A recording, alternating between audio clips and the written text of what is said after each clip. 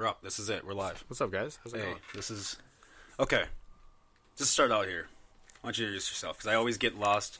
Every time that we start doing a podcast, I always just start blabbering before anyone even gets to start telling people who they are. I mean, it's your podcast. Yeah, well, who cares? So say your name and what you do, blah, blah, blah. My name is TylerLindstrom. I am a student at Winona. Should I say it? I don't even know. Yeah, you can say it. I'm a student at Winona State. Prelaw legal studies major. Pre-law? Prelaw legal studies. Will you be my lawyer one day? If you need it, yeah. Yeah, great. I'll need it one day. I want to specialize in have you heard my jokes? So have you heard my jokes? Yeah, you. I will get in trouble one day. Yeah, there's some sticky subjects that you cover, so you'll probably need it. Good subject. All right, and then off screen, can't really see him on the camera, but off screen we have Tyler. Go ahead. Yeah, I'm Tyler. Pre-law, legal studies major at Damn. Winona State as well. Yep. Fun. Damn. And so these two are brothers. They come from the same seed. Yeah.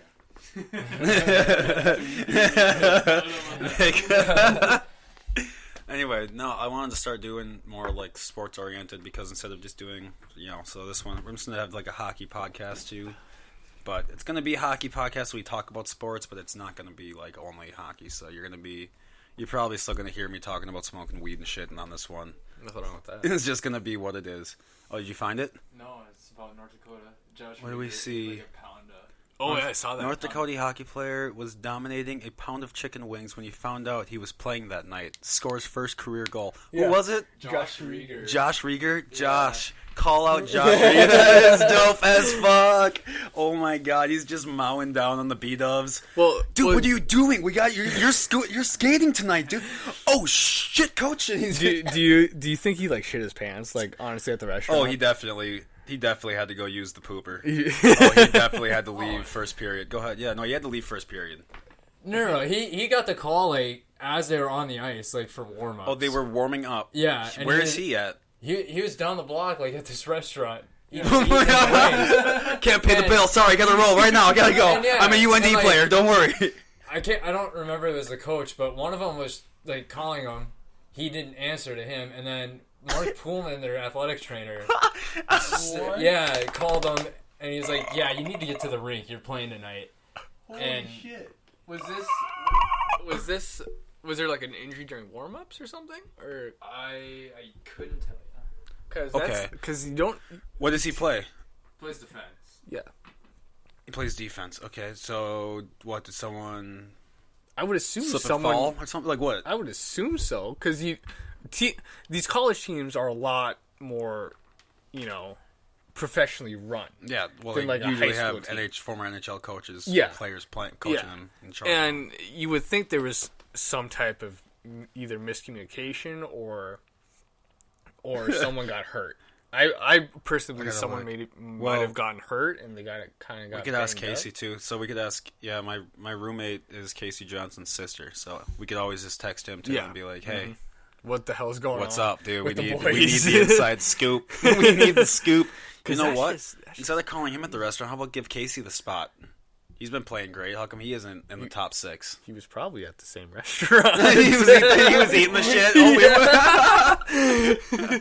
Oh, more than likely. No, but probably not. Because you remember Schlossman, right? Oh, yeah. The guy who wrote the article about how they're going to lose the Natty, and then they won it. Yeah. Fucker. God, they were so good that year. But it was an NHL team. Every single one of those first 5 went to the show, except for Brock. Well, now he's in the show. But now he's in the show, yeah. Grab a soda. Absolutely. Oh, fuck.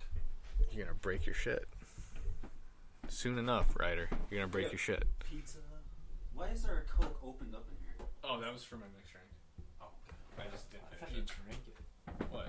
Drink what? The last of the Coke. What do you think that about this? The PGA just released today that to be on the PGA, you are allowed to be on an amphetamine while you're... Yeah, hold on, we're not done yet. You're allowed to be on an amphetamine, and you are allowed to be on like a beta blocker. You're allowed to be on anything, but if you have cannabis in your system, you are automatically disqualified from competition. Because we all know how dangerous... Yeah, that's a real thing. That is a real... Because we all know how dangerous cannabis is compared to meth. Meth is really safe compared to cannabis. Just Just a quick shoot up before you tee off at like 10:50, just to pick you up. Are you Googling beta blocker? Yeah. Read it out loud. I never knew what a beta blocker was actually. Okay, go ahead and read that. What's a beta blocker? A beta blocker is any of a class of drug that prevent the stimulation of the... I don't even know how to say these fucking words. It's a certain receptor responsible for increased cardiac action. Yep. So, like, any sort of, like, cardiac arrhythmia drug or anything like that, like propranolol. Like, let's say, for instance, what do these drugs normally do? Okay, a lot of different things. So, for me, I have, like, real bad anxious problems. Yeah. So, propranolol, like, I take it, and it's like an abortion for anxiety. Just abortion done. For anxiety? Yeah, it just rips that anxiety baby out of there. Just, it just kind of stops your blood, or your heart from going out of whack, for me at least. But other people use, use it for if they have, I don't even know. Do you think they did that because pro golfers are not, like, they're not tip-top shape? Yeah, you know? Exactly. I mean, you have, what's his name? He's ripping darts on the course. He's ripping darts and slamming beers on the course. He has those, like, funky pants. Yeah. Jesus. The beer, what's his name? I know who you guys are talking about. Oh, we need the funky pants. It's something Daly, isn't it? Yeah, John Daly. There yes. We go. Yeah. We could. Okay, John Daly. Didn't he ask for a cart in the PTA? He was like, you gotta walk these 18, man. Like, probably the first guy doesn't give a fuck.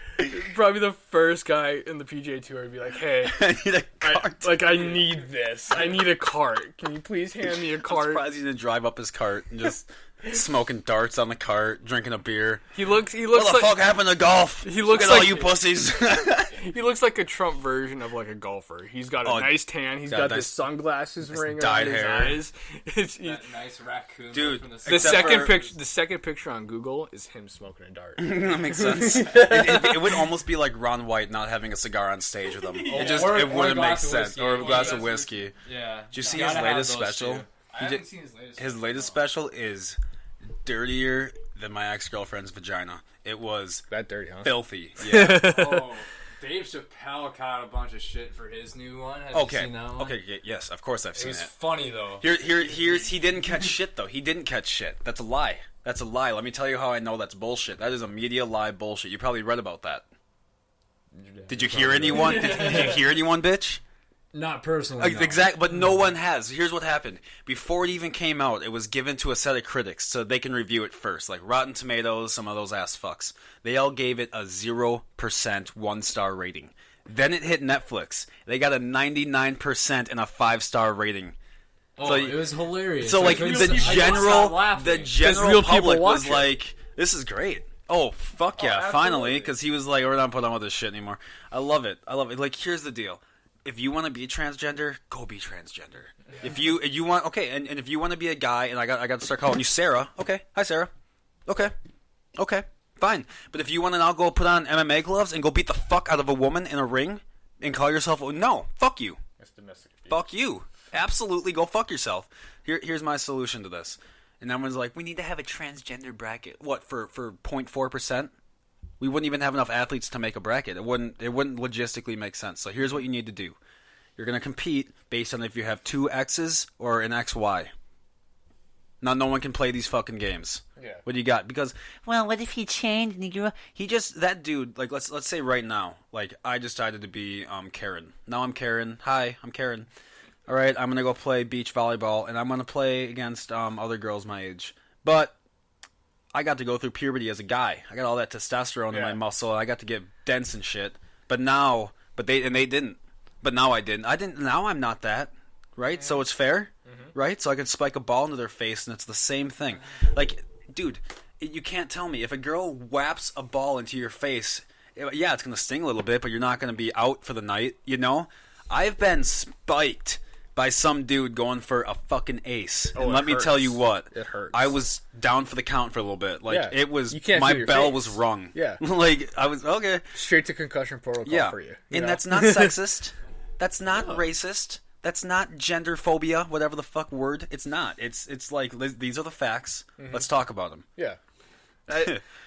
You remember Bill Burr's special? It's on Netflix. It's the black and white one. Of course I remember Bill Burr's special. Remember, you showed me Bill Burr. Was that the black and white one? I've only ever seen his two before that when he still had hair. I didn't know he was out again. So then you were like, oh, here's Bill Burr with... We had some people walk by with the window open, and we don't know. That was weird.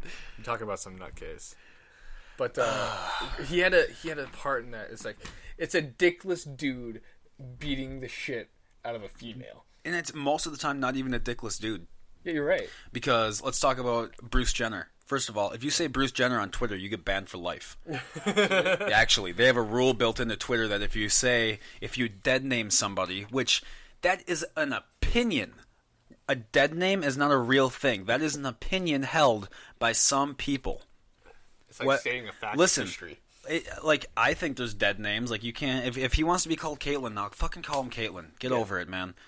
But just because I think that doesn't mean everyone on the fucking block has to. Yeah. This country is 330 million fucking people spanning across an entire continent. And we're like, well, everyone needs to think exactly the same. Like, some dude up in the Rockies needs to think the way some dude in San Fran needs to think the way some dude in Maine does. We all need you to think like a cookie cutter person. Everyone here needs to all... And here, well, the thing is with social media, when you open up social media, where are you going? Silicon Valley. Yeah. Every time. That's where there's no like, oh yeah, this is the Twitter Colorado office. No, it's it doesn't work. So much so that Google had a ethics board, and because there was a conservative on the board, the director of the board shut it down, saying we can't have these toxic opinions on an ethics board. Bitch, do you even know what an ethics board is? You just ruined ethics by doing that. Like, yeah, you fucking bitch. And a part of that, stupid it takes away from the public. Yeah. Like, dude, like Jack Dorsey, the guy in charge of Twitter, came out and publicly stated, yes, I believe it's a public utility. Yeah. Okay. It's a public utility. Okay. Public as in, like, quotation marks. Like, it's, like, they can do whatever they want with this information. Right. I just think that, like, having a few companies in charge of who gets to say what, who gets, like, Alex Jones, he doesn't have a platform. He only can use his website now because a few dudes in California decided his voice wasn't worth being on the internet. Taken off Twitter, taken off Facebook, taken off YouTube, taken off taken off everything. Do you think it was warranted, though? Do I think it was warranted? Let me explain my position. No, I don't. No, I absolutely don't. You don't think his... Okay. Absolutely not. Explain yourself. Oh, I would love to. Okay. Because when you're in school, right, we're all in the lunchroom, whatever, and some fucking weirdo kid starts talking about how, oh, well, that was an inside job, blah, blah, blah. What ends up happening to that kid? He gets shot down. No. Either his ass gets kicked or he sits at the lunch table by him fucking self. Because he's the weirdo. He's the guy that everyone's like, okay, leave Steve alone. That guy's fucking crazy. Right? So, in the same way, these forums, Twitter, all these places, they have a block. You don't have to follow these people. Yeah. You don't want to see it, you don't have to. Mm-hmm. Why does Twitter feel they need to be your fucking parent? Come in, oh, we're going to get rid of this bully because he's so mean. Do you think he died because you deleted him from Twitter? No, he just went to another social media site, and in which case he made his own. And by the way, AlexJones.com or Infowars.com is growing so exponentially fast that it's scary. Is it's scary. Because I've heard reports that they've been bankrupt for a while. Oh, that's adorable. From who? CNN, MSNBC, Fox News, everyone else that keeps saying the same shit over and over again. Then we find out that they covered up the Epstein case. All those names can go fuck themselves. They're all so full. But like, that's the thing. Why is it we can watch ABC News, CNN, all these places cover up all these things, and then turn the page to their page 2 and then believe that story? Because they have the power. No, they fucking don't. Okay, CNN watch, like 800,000 viewers tune into CNN nowadays. The average Joe Rogan podcast is like 2 million downloads. It's not even close anymore. It's not even close. They think they have authority, but they don't. I think that has to do with some of the generations, though. Well, yeah. I mean, our generations grew... I mean, we're kind of like the older ones, but we grew up on the internet. Well, we're kind of the hybrid generation. We grew up on both. Yeah, we grew up on both, yeah. We didn't have the internet until we grew up on the stuff that the 90s kids were essentially thriving in. And then we got... what year were you born? 97? I was 95. I was 94. Tyler was 98. All right. Yeah. So he's more of a tech... So, yeah, he was born into it more than we were. Because the internet was made public in, like, 94, 95. Something like that, yeah. But, like, it really was... It was, like, literally 3 places in California that were linking up together. Yeah. Like, it wasn't really an internet like we know. Mm-hmm. Dial-up. Oh, remember? I remember playing video games on dial-up. Remember listening to that sound? Oh, God. That was a horrible association. I don't know what sound I just made. Yeah. That wasn't right. But it was very close to what we fucking endured. AOL. Yeah, right. You can click a button that says email, or you can click a button that says videos, or like click a button that says dating. Like there's options. You can't just type in something. You have to. Here's what we have. This is our menu. Absolutely, it's just fucking crazy. And now it's exploding. It's just crazy big. There's just too many. There's too much shit. There's not enough shit in the world. Like with everything that we're supposed to be, like I'm still in school. Tyler's still in school.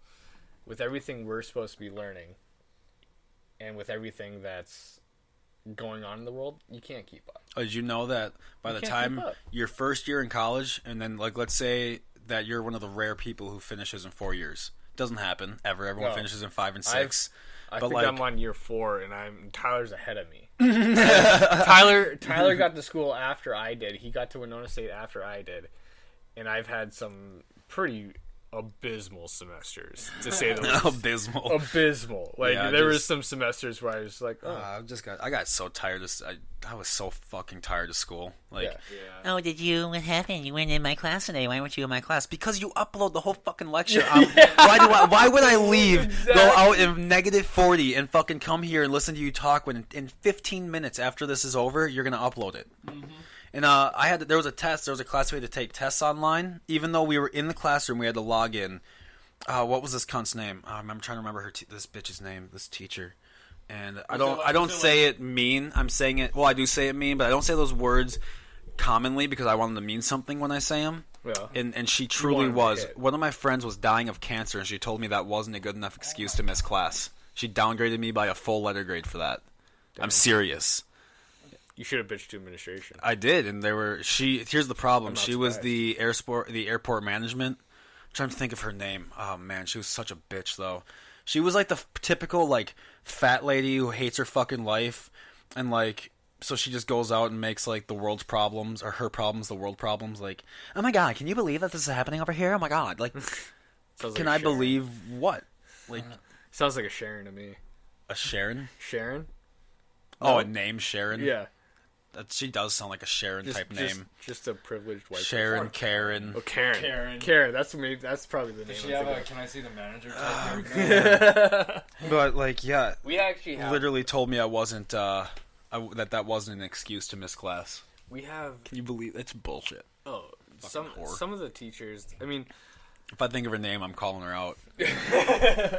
UND airport management. She's the chair. She's like the only chair because she made it for herself because she had the only airport manager degree at the school, and she was like, "Well, don't fire me because otherwise my degree is useless."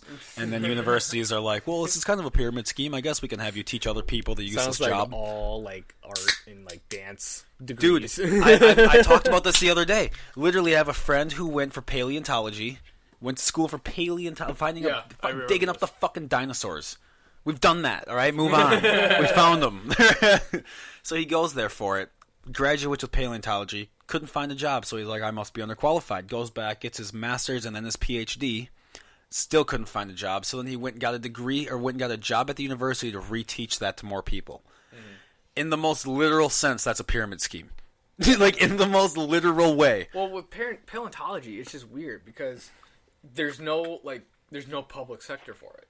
It's all private. You don't go to your local paleontologist. No. Hey, I need you to check out my paleontologist today. Like, your boss is some rich guy that gave you money to go out to which is now a desert, which used to be a lake, and he's like, dig until you find something, and then when you find something, give it to me so I can sell it and make myself money. Mm-hmm. That's basically what they do. Yep.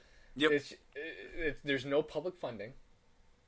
It's all private funding, and I understand, like, you have a passion for it, but just, like, have the knowledge before you get into it, dude. Yeah. You gotta know what it is. But a big problem with it is that he went into it as, like, he was, like, 17 or 18, and that's when everyone in high school is telling you, like, if you don't go to college, dude, if you don't go to fucking college, dude, you're fucked, bro. You are so fucked. Yeah, he was voluntold to go. Yeah. Yeah. So he goes, gets all this fucking debt, can't find a job, and he just goes and does. I mean, I understand why he did it. but it's still like it's a nice hobby. for fuck's but it's not sake. like a career. Exactly, dude. Now you don't have to go to college to do something. Go to a tech. Yeah. Go to a community college or some shit. If I could just return my time at UND and be like, this was fucking useless. Here you go. You know what paleontology is in like real terms? No. It's a master digger. That's essentially what it is. My apologies. That was disgusting. That's I mean, cool. You don't think so? I mean, it's cool, but You find old shit. yeah. But I like old shit. here's I like the deal. history. Here's where I'm at. Like, here's where I'm at. We all know our planet used to be covered in a lot more water. And we all know that people were around back then. And we all know that it went down to a lot less water. And then we all know that people were around then. So if we know time right now, it's that everyone lives on the coasts of every country that they're on. Which means if we just went a little offshore, maybe a little bit, started looking around, maybe we'd find some cities here and there that got flooded. Maybe that's where that famous Atlantis shit is at. Like, I'm just saying, if we would, because we've only explored less than 1% of the oceans. It's crazy to think that. And that's most of our planet, and we've explored less than 1% of it. So why the fuck wouldn't we just go a little and just check that shit out for a little bit instead of going to all these deserts looking for more bones and shit? Yeah. Me, at least. Yeah, it's just a sports podcast. Hey, This is a sports podcast. Turns out to be a Versus paleontology lecture. That's how it goes. The Bruins and the Wild are playing right now. You want to toss that on? I'll toss that on. We can comment on that. Dude, have you been seeing the new sticks coming out by CCM and Bauer? Honestly, since I left Drells, if none of you knew, Jake was actually my boss for a while. I don't need to know that. And we worked at the same hockey I remember shop. getting in trouble for like when I would get in trouble. They were like, "Are you hanging out? You're hanging out with these guys." I mean, God. I mean, Jesus. Hanging out with these guys, and I mean, they work for you. And I'm like, not only do I hang out with them, I smoke a fuck ton of weed with them on the weekends. We cut down an illegal tree together. Not only we did all sorts of shit together. You don't even know. There was some just really couch lock nights that we used to Just melting. Yeah. I found a picture of Oh shit! There was one that I had to come get you. Yeah. Because Taylor was home and I was still up, and Taylor texted me. He's like, "Are you up?" Like, This is like Christmas break too. yeah. Something So like of course I was up at the time because it was only like 1 o'clock. And Did we go to the bars? no. Yeah, you guys went downtown. We did. Yeah. I don't even Probably remember. not you. But Oh no, you and Taylor went downtown. I think they just went to your place You guys. after. Oh, you guys probably just came over. But dude, that the night that we walked to Red Pep.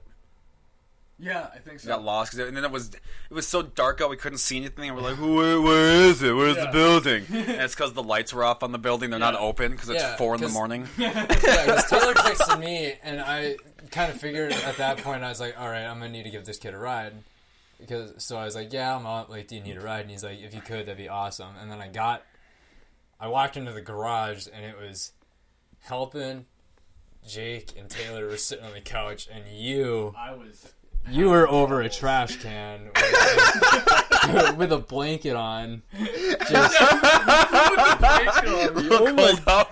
It's like someone was like expecting me to fall asleep in that like director's chair. I think that's what I was in. Oh yeah. Because I was like, Yup. I was off to the side, and y'all were sitting on the couch, just like laughing at me. Yeah, so I took Taylor home, and I came back. I was like, oh god, like how am I getting this kid like to my car because I was parked out front. I get incapacitated, but I can still like move. Yeah, on your hands and knees out of the bathroom, That crawling out. that was a different time. That was a different time. Oh my god, that was 4th of July, or like a couple days before. That was probably the 4th. Was it the 4th? I don't know. Because we got like shitty like fast. Oh yeah, we got shitty real fast, and we tried to play beer pong with those glasses. with the glass table, So we're with the using glass cups, filling up glass cups, and trying. We couldn't hit any of them because if they would remotely nick the side of it, it was just gone. Yeah, Nick. Oh my god! I can't stream it, dude. Yeah, It won't let me log in. We got to my car. You almost like fell over. Like you were using the car as a brace. Yeah, this was Christmas break, so Yeah. obviously this is December. So in northern North Dakota or Northern Minnesota. northeastern Minnesota, northwestern North Dakota, there's fucking snow, and when you drive on snow enough, it smooths out and turns into ice. Bunch of ice. And luckily, Jake, he's a Wait. very neat guy, and he shovels pathways to certain areas. If you need to get to the garage, there's a pathway Just across the lawn. Yeah, just across the lawn. And so I had to follow this pathway. That was mostly helping, to be honest with you. Was it how That was mostly I can see him. it. You fell backwards because I remember you sitting in the snow Yeah, I definitely. Oh shit! Who put the snow here, man? Yeah, right. Where the fuck did this shit come from? No, you were so fucked up. You had the seat laid back. You were just chilling. You're like, don't drive too fast. I don't understand it. Sometimes I just get it just comes out of nowhere, and Yeah, that's kind of It just usually fucking hits that's you. what happens when you black out. I actually have a buddy. He probably won't ever listen to this, so I can probably tell this to be safe. He'll probably never listen. I used to live with him. I lived with him last year. His name was Hunter, and it was during the summer. We're all working, we live in the same house, and we went out one night. We went out to probably 3 or 4 different bars in Winona, and we decided to walk back to the Teak House, and Teak as in TKE. It's a fraternity. We have our own house, and we walked back to this house, and we started to fuck around. Some of the guys that lived there made food and stuff, and all of a sudden, Hunter's gone. He just disappears, and I remember him walking out, and the next thing I remember, I'm waking up to him pounding on my bedroom door, and I walked back from the Teak House to my house, and that was probably, I'd say 4 blocks, 5 blocks maybe. And he wakes me up, and he's like, "Dude, I'm in trouble." Oh, that's good. What do you mean you're in trouble? And I open the door, and I was like, "What do you mean you're in trouble?" He's like, "It's 11 o'clock on a Wednesday. I have work that I'm supposed to be at 8 o'clock in the morning. It's 11 o'clock a.m. And I'm like, okay, well, I have to go. Sorry, I'm trying to cast this up to the screen. It's just having a tough time. And Sad boy hour. he told me the story where he walked all the way across town to Mankato Street. Where, God. yeah. So this is probably at least 10 blocks from the campus or where we lived. And I'm like, are you sure you walked to Mankato Street? He's like, yeah. I didn't have my glasses at the time, but I remember squinting and it's saying Mankato Street. I remember squint. And he's like, I realized I was at Mankato Street and I walked the completely wrong way. And so I decided to walk back. He fell asleep on a park bench Classic. next to the Mississippi River, good because spot. Winona sits on the Mississippi River. And right by the Mississippi River, there's railroad tracks. And the thing that woke him up was the rail cars moving on the tracks. And his phone, he left his phone, he just completely forgot about his phone or something. And he left his phone by the park bench. And some lady grabbed it, saw that there was missed calls, and decided to call the number on his screen. It was Fastnall. It's his work. Yeah. He worked there as an accountant, and Fastnall decided to call his aunt and his mom because they got him off his Facebook, and people thought he was dead. Oh my god. Because it's just a random phone, and just no one's around, and he didn't get let go or anything. He was sent home. I think he was sent home for a day because he was still hungover as shit. But yeah, it was probably one of the funniest things I've ever experienced. I can't put it up on the screen. It's the That's app. Is, fine. the app is still beta for this. What's the score? Speaking of beta, We're watching the Boston Bruins versus I was Minnesota a Beta Wild. Theta Pi member, and Beta Theta Pi You were. was awesome. We actually had to learn about you I during loved beta. our education. Yeah, Because you're part of, what triad are you part of? the Miami Triad. Miami. Yeah, Yep. that's right. Yep. I still want to get like a baby tattoo, like just somewhere hidden, like a little Beta Theta Pi, just somewhere like little, Do it. just like under my tit, On your tit. like just on my little tit fold. That's such a whore tattoo. Do you remember when I used to be super fat? Like, do you remember when I was really fat? Yeah. When I was like 250 pounds? You would eat Jimmy John's like daily. Yeah, but like I was on this medication at the time too that got me super fat.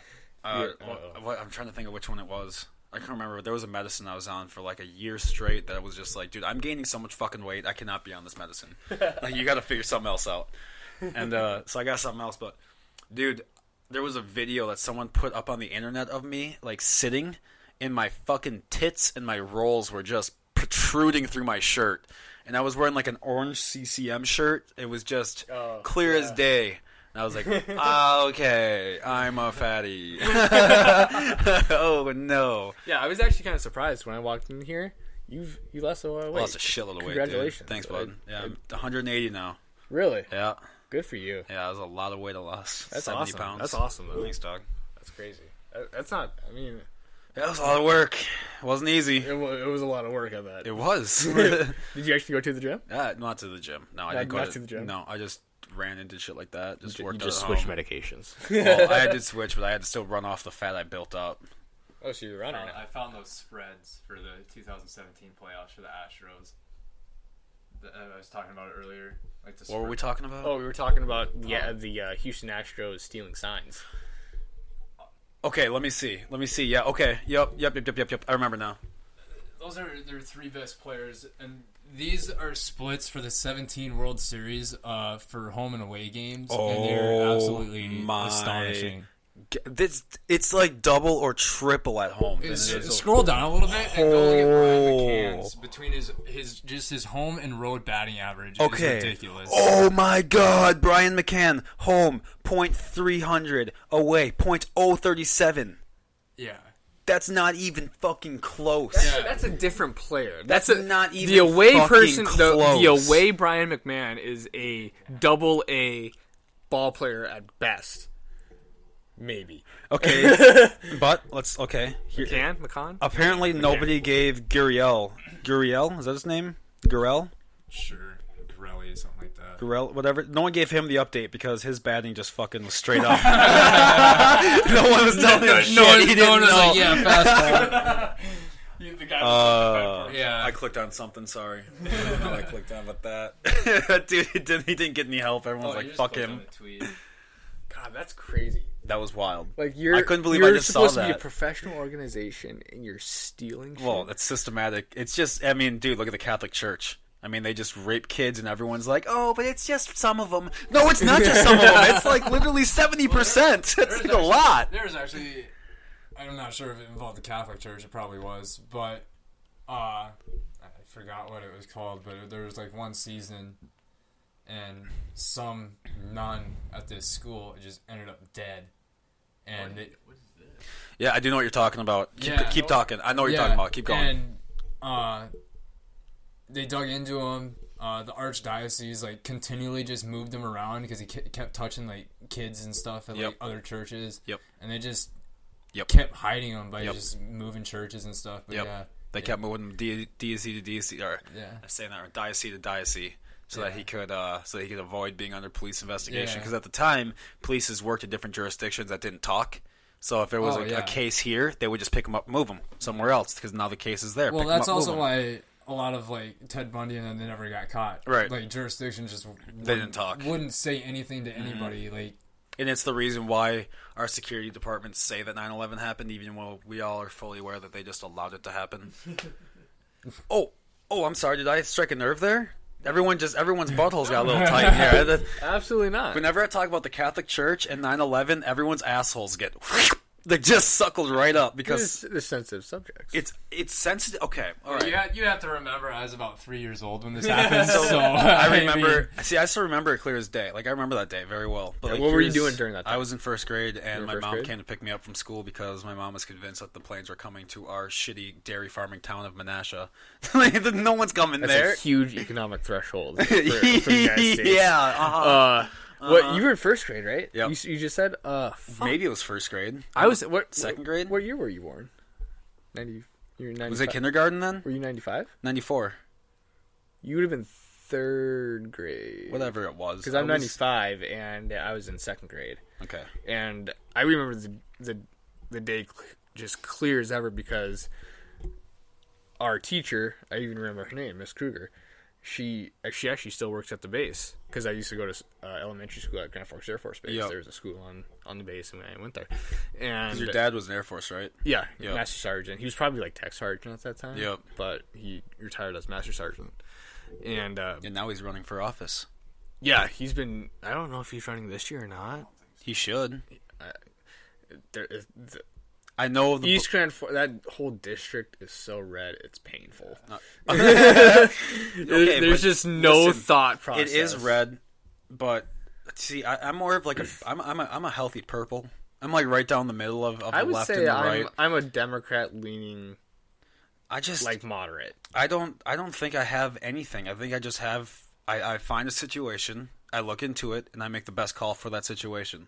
That's what I You're do. an investigator. That's what I do. I want to know what's best for everyone. I don't give a fuck about your party. And my team wants this to happen. Fuck your team and fuck your little donkey and your elephants and your little. I voted. No, okay, great. Everyone, okay. 20% of the people are voting, so Yeah, I guess be proud of your you're 20%. your 80% of people giving up on democracy. Yeah. That's great. But fuck. Sorry. 9/11. Yeah, what I was going to say about 9/11 was like before that happened, everyone at like all the security agencies like the CIA, the NSA, which was still classified at the time, so people didn't know it existed yet. All those buildings were emptied out, but no one bothered to tell anyone in the tower. So it was either a very selfish act to get them out first, or they knew it was coming. Yeah. Number two, the FBI and the CIA both knew, and 2 days beforehand, huh? But they were still classified at the time, so this is just the info that was out at the time. So the NSA was a branch of the CIA at this time, so that's why it was classified. Tech support. Right? They were Geek Squad. Technically, they were Geek Squad. Like, no, yeah, they 2 days beforehand, Vladimir Putin warned the Americans, our president, and our security agencies about it 2 days beforehand, and that's proven. Australia warned us, and so did some European countries. And we have ticks of knowledge that other peoples, like the Britons and stuff, they also were warning us about it. So we knew about it well in advance. we knew about it. Oh, we're not there. Hold on. Now, we're going to go over to the building side of things. That building was the World Trade Centers were the first buildings to ever be given terrorism insurance. It didn't exist because there was no such thing. That term wasn't in America before 9/11. So there was no terrorism insurance until post 9/11. This guy had the first one before 9/11. Okay, now those buildings were leaning 2 feet off center. Within 10 years, those buildings would have either had to have been deassembled and reassembled because of how far they were leaning over, or they would have had to do a major renovation, which would have cost more than the buildings themselves to boost it up. But now he has an insurance policy on it, so what if it gets hit by terrorists? Then he gets paid. That's weird. Oh, also Building 7 was insured, and that one didn't get hit? Well, we better just blow it anyway 10 hours after the fact. Cops on the ground were telling people, taking pictures, all right, guys, we got to get away from Building 7. They're going to blow it. Literally video of that happening. Well, was it a plant explosion? Yes! Okay, you're going to tell me right now, dude... Well, No, okay. The what if Empire there's State already- Building was hit in the 50s by a B-25 bomber. Did you know that? the which building? The Empire State. Okay. It was hit by a B-25 bomber. I think I remember reading. Slammed into the motherfucker. There was no we just built that ship right back up. Everything's fine. Now the World Trade Centers were regulated or was able to withstand a 747. They weren't hit with planes as big as a 747. Well, we weren't ready for the velocity at the time. Yeah, you were. And listen, like the guy he's takes a lot of guilt for having like a he said he made like an error in construction or something like that, whatever. Dude, there's just way too many convenient things lining up. It's just way too much convenience for rich and powerful people and way too much tragedy for everyday Americans. And it also really helps set us off in this military-industrial complex that has just been ravaging the wars in the Middle East for how long now? Since 2001 we've been at war? We almost forget. It's been forever. We almost forget. We've been at war. We literally almost a forget. majority of my lifetime. Like all of our friends, like, yeah, I'm going to get deployed. It's like, all right, see you when you come back. It's like just a normal thing. Yeah. Like It's it's weird. Just commonplace. It's weird. That's not a normal feeling to just have your friends going to war all the time. Well, it's crazy. That's to think, 'cause- tragic. It's tragic, dude. There's a graph that shows like if you were born in this like year, like this is how like the percentage like that we've been at war during your life. Yeah. Yeah. Like for like 10 years. It's 100%. Well, there's I can't remember where I saw this, but like there's a certain amount of years. It's like a 2-digit number that it's the amount of years that United States hasn't been to war or hasn't been in some type of war Oh, since we're our creation? since our creation. That's America. Since we've established our country. Dude, can you imagine if, like, okay, the Ukraine aid package was $1 billion that President Trump was using as a political football. Whether or not you want to agree with that, Are you talking whatever. about the quid pro quo? Yeah. Or- Let's not get into the impeachment, but I'm just going to talk about the Yeah. $1 billion. $1 billion motherfucking dollars to Ukraine? U.S. dollars? Yes. Okay. Are you fucking kidding me? Do you know how much money we gave to Flint after their water went out? I would say Fucking nothing. Oh, Fucking nothing. I was gonna say less gas. Fucking nothing. Dude, my roommate Bray, him and his friend, they went and loaded up trucks and they went and fundraised and got a shitload of water and they drove from the western side of North Dakota all the way to Flint, delivered water and came back twice. Didn't Elon Musk also have? Yeah. He had some like. Yeah, He had but a- that's not the like point. water The point filters. is Water our filters. tax dollars that we're paying right now, that we don't have a choice to pay, we think it's going to good things. And it's going to Ukraine. And it's going to Cambodia. And it's going to all these different Contras that we're arming. And it's going to all these different terrorist organizations that we're arming and then turning around and fighting 10 years later. It happens. All the Mujahideen. We use them to help push the Soviets out of Iraq and Iran. Then what happened? Then they turned into the Taliban, and then they took down our towers, supposedly. Well, they did take down our towers. It definitely happened. They took them down. We just let it happen. You just let it happen. Yeah, that's the thing, dude. There's people out there too who are like, "Oh, CGI, bro. That event didn't even happen." Okay, shut the fuck up, Jesus. But like, that's the problem with like some of these dudes. It's like, dude, real life conspiracies exist. Yeah. No, they don't, bro. Oh, really? Epstein wasn't murdered. Epstein wasn't murdered. I think there's a lot more to discuss about the Epstein case. There's that we don't know about yet. Okay. That are not telling us. Okay. Well, how about this one? Let me just give you one example that came out today. Enlighten me. Okay. Epstein's cameras didn't work, right? That was the original report. Those cameras were turned off. And the I've guards... heard that. Yep. I've heard okay. that. Then how come Attorney General Barr just went out today and said that he watched cameras footage that said that nothing happened? Now, I think... Just hold on. I think I saw this article. Mm-hmm. I did not read this article. I read the article. You read the article. Okay. That's what I'm talking Is about. that's what actually said? Yeah. What it actually Remember said. when I said Okay. I know my shit before I talk about it? Yeah. I remember that. Yeah, I read the article. So, Okay. definitely. And this was in New York Times. It's been in Forbes. This has been in a couple different big publications. So, they're lying there. So, it's just, it's like an automatic, you already know they're lying here, so why can you believe them in something else now? You can't. It'd be like your girl sucking someone else's dick and then coming home, I'll never do it again. Doubt it. Doubt it. Prove it. Prove it, bitch. Yeah. I love how this is a sports one, but we're talking about Epstein. Oh, man. Well, Epstein was playing sports. Did you really? Yeah. The sex Olympics with little girls. Sex Olympics. Fucking asshole. Jeff, dude, oh, man. I'm glad. The problem is I don't think he's dead. You really don't think so? I really don't think so. I saw the body that came out. It's not the same fucking body. Here's the thing. I see a lot of articles. I decide not to read them, though. You gotta start opening them, reading them, and taking the common points of it's knowledge. some of these- out of multiple articles. some of these finding the websites unique just points. I don't- know. Well, you can't click on Free Thought, goldeneagle.oldpeople.us. You can't click on that. Obviously, it's bullshit. So I think we're all in agreement that Epstein probably didn't kill himself then. Correct. Okay, so maybe he's gotten witness protection and there's just a giant ploy and we're about to have the biggest bombshell of 2020. That'd be dope. That's President Trump's 2020. I fucking got him. Do you really think that? No, I don't think. I think honestly, because there's someone I talked to and I don't like using this because everyone's gonna be like, see, this is not proof. This is just a friend on the internet who claims to do this position for multiple years. Okay, he's been pretty consistent throughout my time knowing him, but he's a correctional officer in the New York State Penitentiary, and I've known him. I knew him long before Epstein went there, and I've just been friends with him on the internet. Now he posted this thing in there. And I'm just going to pull up the picture so I can read it. Yeah, go for it. It's pretty... We got to find a certain outlet for the Sioux game. Yeah, after this, we'll go back to the Sioux. It says we can watch it on Midco Sports, like on the internet, but every time I try, it just doesn't work.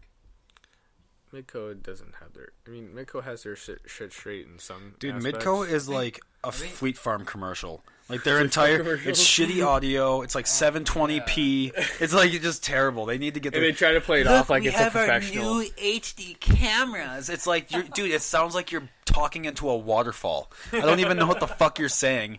Your sports analysis dude just stares and smiles at the camera with teeth the whole time. And it's so awkward. Horse face.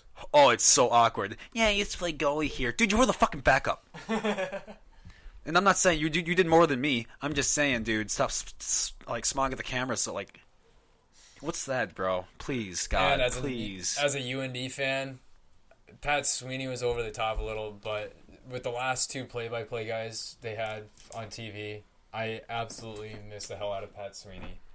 Pat Sweeney. Pat Sweeney was amazing. Pat Sweeney and Jim Scanlon. I miss you so. Okay, I found it. But now that Tanner had to step out to use the bathroom. But I found it, the post that he sent. Oh my! I'll let you read it first, so that you don't act like it's shocked, so we can watch Tanner be shocked. So this is someone I've known obviously for a long time, and I don't think he has any reason to lie, but I'm never gonna use it as like, see, boom, bombshell. It's just someone I know said, so you can't take it with a grain of salt.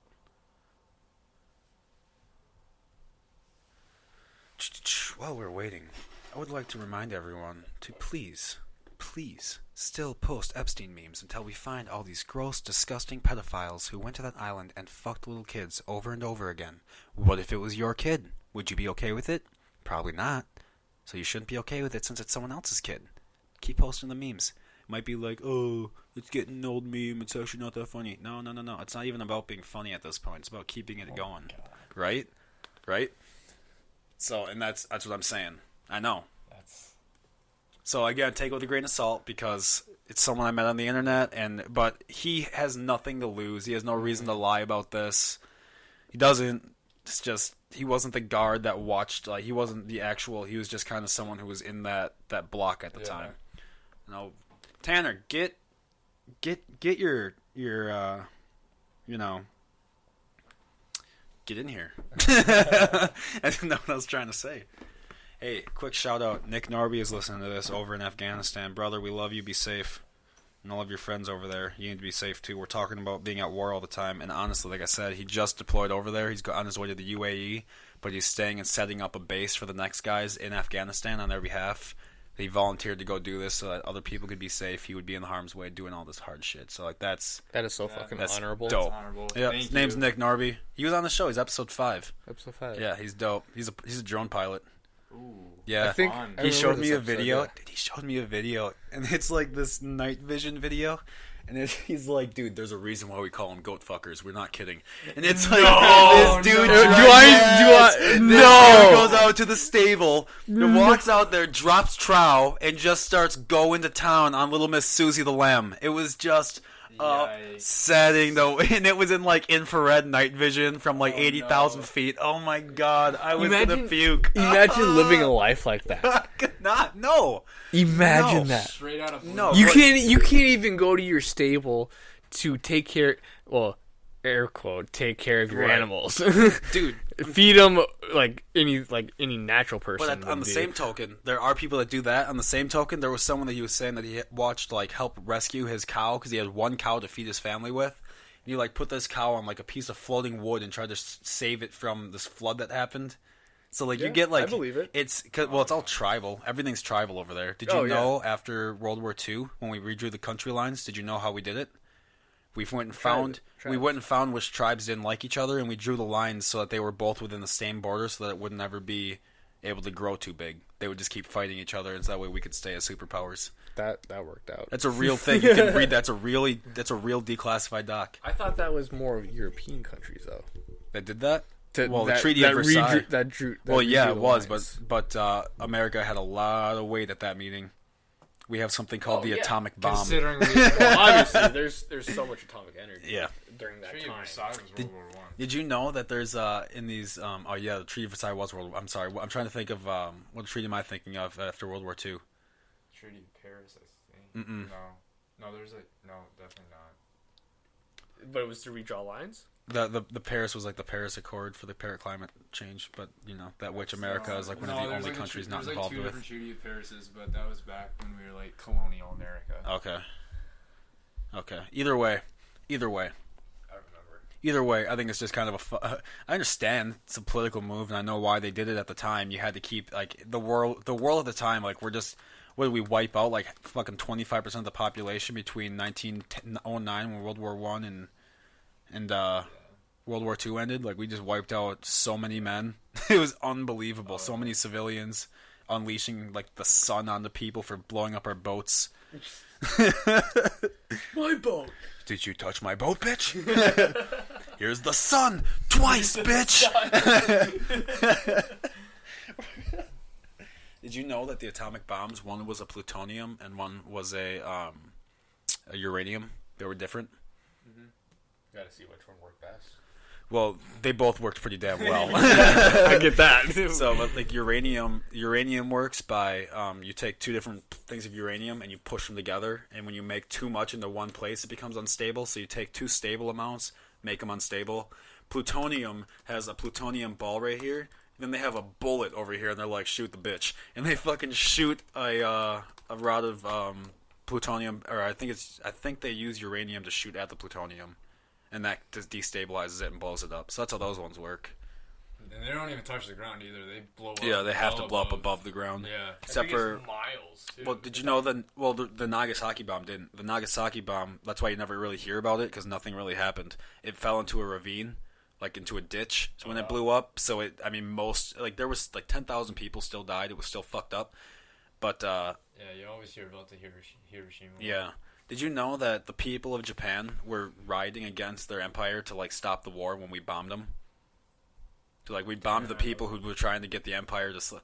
We should have just fucking went over Tokyo. We did the Doolittle Tokyo raids, B-25 Mitchell bombers ripping out of the carriers in the Pacific to just go and just on a suicide mission. Yeah, isn't that the mission that you see at the end of Pearl Harbor? Yep. All right. Yep.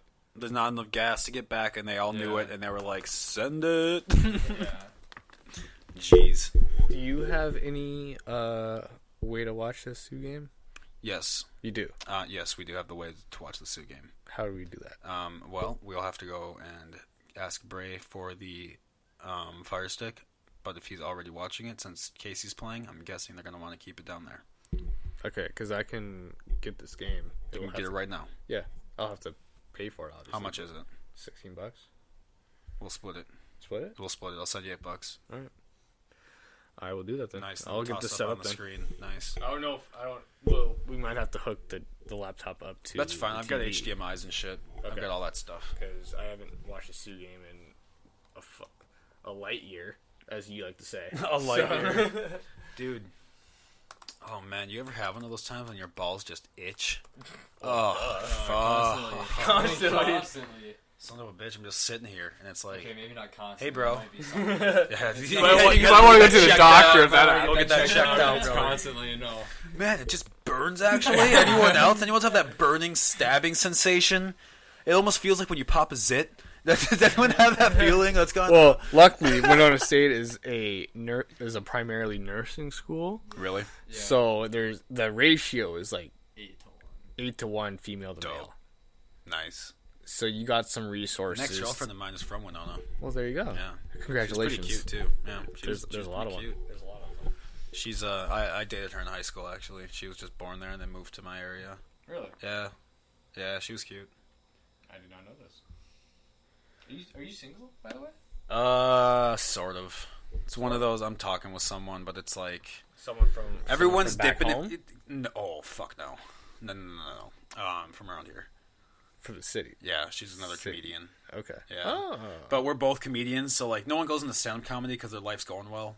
No one's like, you know what, this is a viable option. It's like one of those things you're like, well, I got nothing else going on. I might as well try it. So like, yeah, it's kind of one of those like, everyone's just kind of dipping their toe in, just trying things out, going for test drives here and there. Nothing wrong with that. No, absolutely not. It's kind of what I'm at with it. Well, So that's kind of what. Yes. Yeah, so, here's what I wanted to read now that you came back. Okay. From that guy I met on the internet. So he's from the New York State Penitentiary, where he then told me, "Hey, dude, Epstein's at my fucking jail," and I was like, "What? Make me memes." But but then he sent this. He goes, "I'm not saying anything after this. Please do not try to dox me. But last night after 04:15 count, which is the 4:15 a.m. count when they just go through, they took him, Epstein, to medical in a wheelchair, cuffed." But not one trying nurse. What? Not one triage? I don't know what that means. But not one triage nurse says they spoke to him. Next thing we know, a trip van shows up. We do not know it. We do not do releases on the weekends unless a judge orders it. Next thing we know, he's put in a single man cell and supposedly hangs himself. Here's the thing: the van did not sign in, and we did not have record of the plate number. And the guy in a green dress military outfit was in the back of the van, according to the tower guy who let him through the gate. You guys, I'm shaking right now, but I'm pretty sure all they did was switch him out. this came from That came from my brother. your source. Yeah. And then It's like I said, take it with a grain of salt. Wait. What do you, green dress millet? What do you mean by green dress? Like, because so, military has dress uniforms and BDUs. well, Well, I mean, okay. depending on like Okay. what style of camouflage Stop. it is. Let's all back up. Okay, Let's all back up. we'll reverse it. BDU stands for battle dress uniform. A BDU was the military uniform used in like camouflage, like hunting camouflage style. Yeah. Then came ACU. Yeah, ACU that's was the digital. active camo. Yeah, so that's the Okay. digital. And then a BU, an airman battle uniform for the Air Force, came along, which is the Tiger Stripes. And now they have multicam, which is going all the way across all of them. Now they call them they're dress blues, as they call them. Yeah. But in the Army it's green, in the Marines it's black and red, in the Air Force it's blue, in the Navy it's white. Mm-hmm. So where they say a man in his dress greens, it means that it was an Army officer. That's what they mean by that. To help clear that up, there's Class A blues, Class B blues. Like, I was a military cadet for a while because I'm pretty sure my parents were like, "Yeah, this fucking kid needs help. This fucking kid needs some goddamn structure. Holy shit, get him out of here." The only reason why we know this, Tyler and I would know this, is because our father was. Was military. It's weird to call him father, dad. Father. Father. Oh, father. Yeah, every time you hear someone say father, it's normally in the Catholic Church and they're about to be raped. Oh, whoa. Jesus. Okay. I mean, But see what I'm saying? Every time I say Catholic, everyone's like, "Oh." But if you said Boy Scouts, it would have been way funnier. Why is that? Boy Scouts. oh god. Like, if an organization came along, like, let's say the Boy Scouts had even half as many rapes as the Catholic Church. They have like a quarter, which the Boy Scouts still rape their kids. It's bad there too. But let's say they had even half. That organization would have been shut down so goddamn quick. It would have been unfucking believable. How much child rape's going on there? It would have been unbelievable. But we're doing it in the name of Jesus. We're raping this child. In the name of God, I insert my penis into your mouth. Whoa. Yeah, well, that honestly, everyone hates hearing it, but that's what's going on, and no one gives a fuck. Literally, no one gives a fuck. It's happening. The Vatican is not being stormed. The doors aren't being kicked in. Nothing's happening. We're just bouncing these dudes around. We're getting information, but no one's getting arrested. What the fuck? Actually, they're in Winona. Every time I go on Facebook, I don't know why, I just check the news, just see what's going around in town. There's actually an old priest that now lives out east, but now he has to come back because he's on trial for like gross sexual misconduct on 2 kids that are like the age of 13 years old. No, in your area? Yeah, no, like in Winona, like. Oh my god. Yeah, and the dude's like 66. All right. Here's the deal. When he gets back, you call me. We're gonna go kick his ass. Oh Jesus! We're gonna go whoop his ass, dude. No, Yeah, not let's go. Jesus. Dude. Every time one of these, I don't understand. Like, it's just a number when you're saying this because we're just stats. But like, each one of these fucking numbers is a person whose life is completely fucked. Oh, I'm sure. And every time that happens, you have a chance of that person turning around and abusing later on down the road. And it becomes a massive systemic problem because everyone's afraid to say that the Catholic Church rapes kids. That is such a problem. It's disgusting, man. It really is. Anyway, we can move on now. We can move on back to sports. We're getting the Sioux game up here, which Eventually. yeah, the Fighting Sioux, the University of North Dakota is where I went to school, and these guys are from East Grand Forks, which is the city next to Grand Forks. That's how I met them. Lifelong Sioux fans. Lifelong. And they play hockey, and yeah, it's gonna be dope. Used to. We're washed up now. Yeah. What? We're washed up now. Beer league. Not even Beer league that. hockey, we're Not doing even our beer best. league. Believe it or not you even. We are Hey, they're you know man. lacrosse. The No, sport of they're- lacrosse. That's they're what gonna we do now. They're gonna be fine. They're gonna be fine. They always have been. They always will be. They're gonna be fine. Well, We have some rough. Remember, if the Sioux like this year, if they were in what the WCHA is in now, they would be just fucking wiping the floor with them. Absolutely. But it's the NCHC, so it's like a really hard conference, you know. Yeah. So they look like trash, but like let's be very clear on this. They're very good hockey players. It's the Some of those guys listen to NCHC this conference podcast. is Some of the NCHC conference itself. It's dope. The top runners are normally North Dakota. Well, not in order, but North Dakota, Denver, and St. Cloud State Or Duluth. or Duluth. And then- That's like the top 4. And then you can throw in Western Michigan with that. Western Michigan's pretty good. They're competitive. Western Michigan, dude. They went to Western Michigan game. They went to that game. Apparently they had to have like wooden bleachers, just Yeah. pieces of 2x4s down. Lawson's not a big Sad arena. face, dude. How can you be D1 NCHC and have that shit ass arena? Yeah. But Sad. Well, I mean, you gotta also look at the fact that But the us rest of as the North campus is Dakota fans, we're fucking spoiled. Oh, we're spoiled. But We like, are spoiled. we are. But at the same time, where like in high school, that rink is way better than the rink that the fucking guys in Western Michigan have. I've seen high school rinks better than some of the Dude, D1 hockey like rinks. Yeah, like Gambucci. That's better. Yeah. I'm sure there's some Atlantic Hockey Conference teams, ACC. AIC, AIC, there it is. and they would fucking kill for what just wraparound seating. maybe Yeah. maybe like a 5,000 seat arena. Yep. You know, it's not as big. They want to act like it's big out there, Yep. but it's really not. Dude, don't one of those schools still have an Olympia running around as their Zamboni, as like their ice resurfacer? Because there's an Olympia here. Do you know what the Olympia is? Yeah, it's a type of Zamboni. Yeah, It's okay. like a model, So which is weird because Delano. We actually went to East Grand Forks. Delano They have game one, for right? us. Yeah. Delano has an They have Olympia. like one of the last 3 in the world. There's only 3 Olympias left You're running. lying. I'm serious. Wow. I'm not lying. That's why I'm talking about. Like they have one. That's why I was going to bring it up. They have one. It's beautiful. There's another one out west here a little bit more that has one. In the cities? Yep. In Minnesota. I don't think it's in. I think it's like near Bemidji or something. They might have one. And then I'm trying to think. I'll think of it. And then there's one out on the East Coast that a college team uses. That's it. Really? That's the Well- 3 Olympias left. Back when Tanner was really young, I forgot what age group he even was in, but I remember tagging along to the game. I think this is in Park River. Park River, North Dakota. Yeah. I think I remember what you're talking Yeah, about. so Park River is a really small town in northeastern North Dakota, and they had a tractor. Oh yeah, the diesel. Yeah, they had a tractor with a Zamboni like add-on kit Yep. thrown onto the trailer. back, Yep. and that's what they used. So that was probably one of the neatest like Zambonis that I probably ever will see. Today's strain is a wonderful strain that I like to call beautiful. Oh yeah, you got it up. Beautiful. So then just go and click on the little podcast logo. Or not the podcast logo. I have the word podcast in my head. Never mind. You could just turn the chair around and set it on the chair if you wanted to. Because don't you need like a special Apple cable for that? Yeah, I didn't bring my chart. Yeah, I don't have the special cable either. Just pull it up. Pull it up a little closer. We can just sit and watch and we'll comment on this while we're talking here. No, we're watching. And then what I loved about being at UND too is a lot of my friends played for the team. And a lot of my classmates played for the team.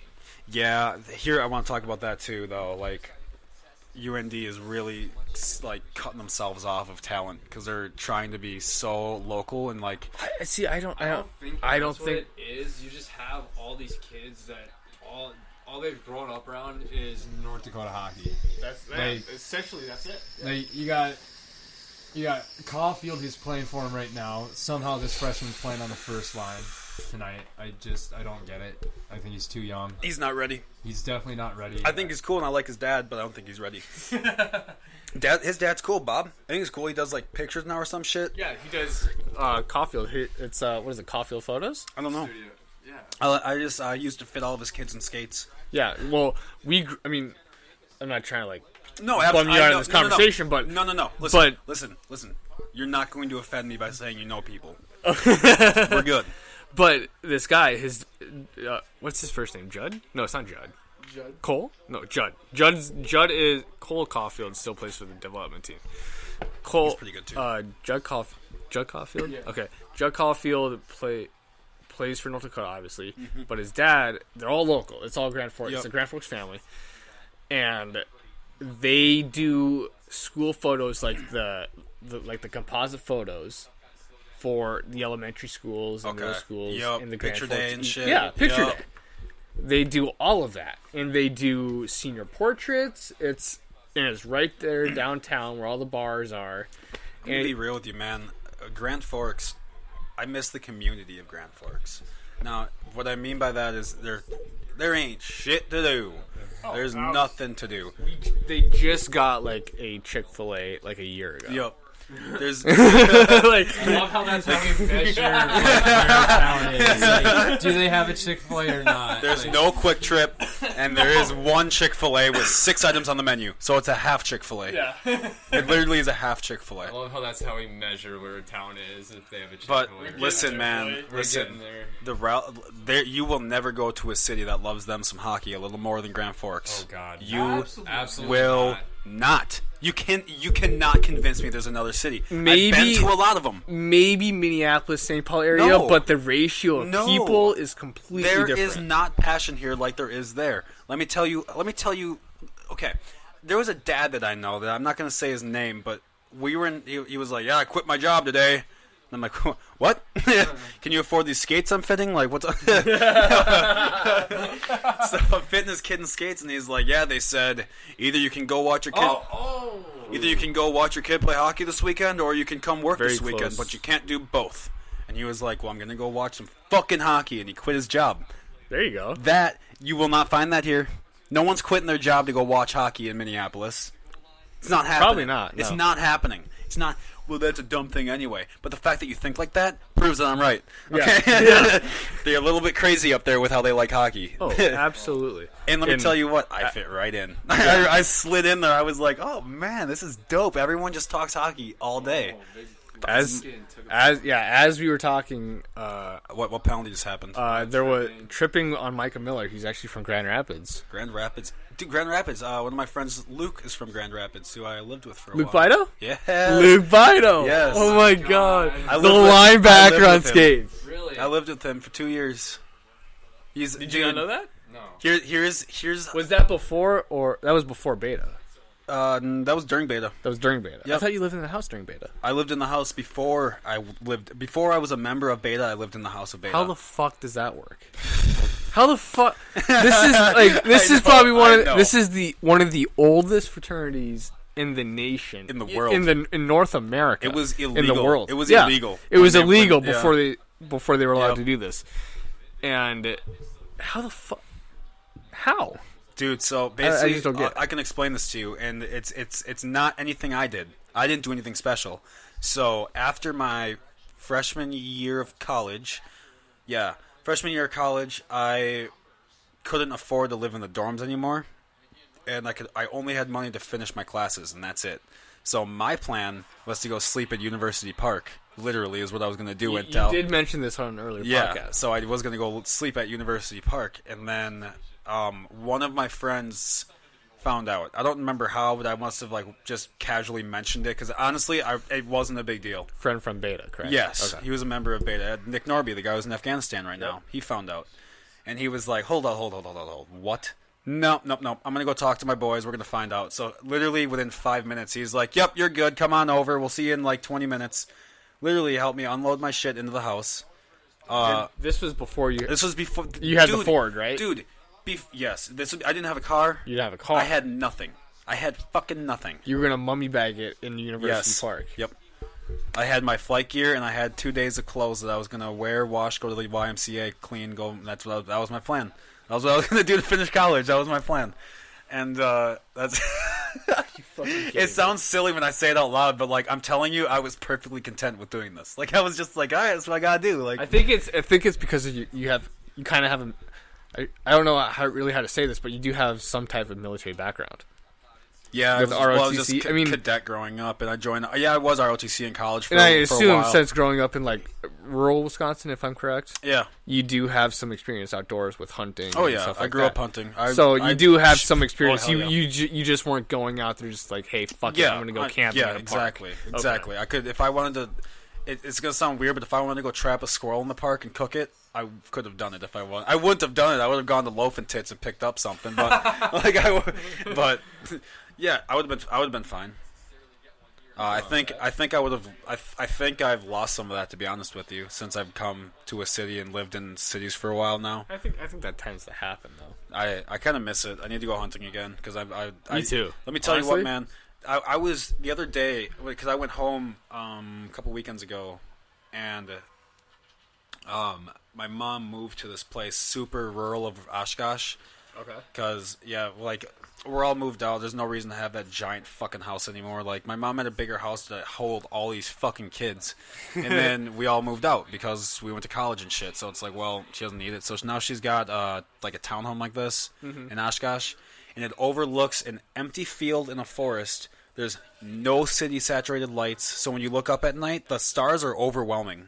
Oh, I'm sure. There's so You probably see many. Milky Way. It's Yeah. it is so many that you're I can't look. It's so overwhelming. It seriously It is. just causes you it blows stress my and fucking anxiety. mind. It blows my fucking mind. Because I'm one of those people that I take everything critically and just analyze fucking everything. So I'm God damn, every one of those is a fucking star, and every one of those stars has planets, and every one of those planets has possibly an Earth, and every one of those Earths has possibly a person looking at other stars going, hey, there's possibly other stars like ours. Oh, big stop. Shield's doing amazing. Shield, Once again. hey man, Shield call out, bro. You're doing good. You are fucking kicking the ass. I need you to take that stupid fucking pigeon off your helmet. Other than that, you are doing so good, dude. I understand you're trying to take on the new logo and be cool with it, but I'm still not cool with it. I mean, with the success of the football team and hockey team, I think it's a little bit more acceptable. The 2-7 football team? We're 5 and we're 6 and 5. We're Oh, 6 this- and that doesn't nearly give them the credit. We're 6 and 5, but we've been in the top 25 multiple times this year. We just choked. Okay, I'm honestly, my brain's still thinking of last year then, because last year they did suck. Last year they did have some troubles. Yes. Oh, Wasn't the whole starting set? Wasn't everyone hurt? No, Wasn't everyone hurt though? I mean, Am I being a dick? no, you're not. They definitely had a lot of injuries last year. I know their starting safety got hurt the third game against.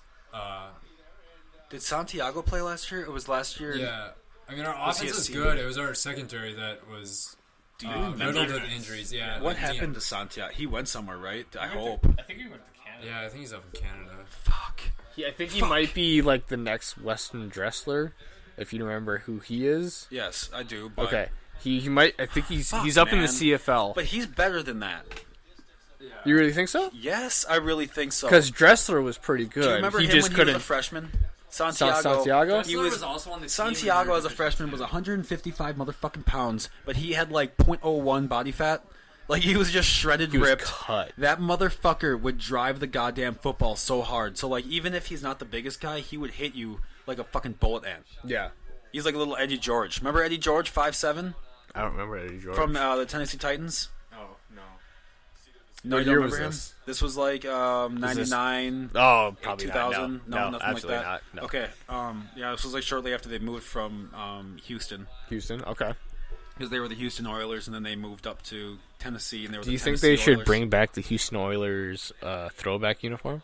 Well, you know, whatever. If they Sure. can, I don't even know if like the same like I guess. I don't if they care. even have rights to it now. Oh, they'll have rights to it. They still own it. They have the trademarks. They do? Yeah, they still Okay. do. It's just I just don't think anyone would give a shit.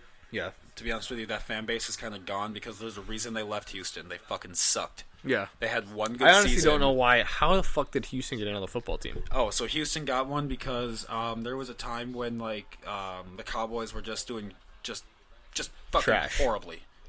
And well, not only that, there was like a time where I'm pretty sure a lot of the players were getting in trouble with the law, and there was shit like that, and Which is still happening. there was just but not at it was. I think there was pretty much a time where that team was just kind of like the bad boy American team, like we shoot people, bitch. Like, Gio, what are you doing?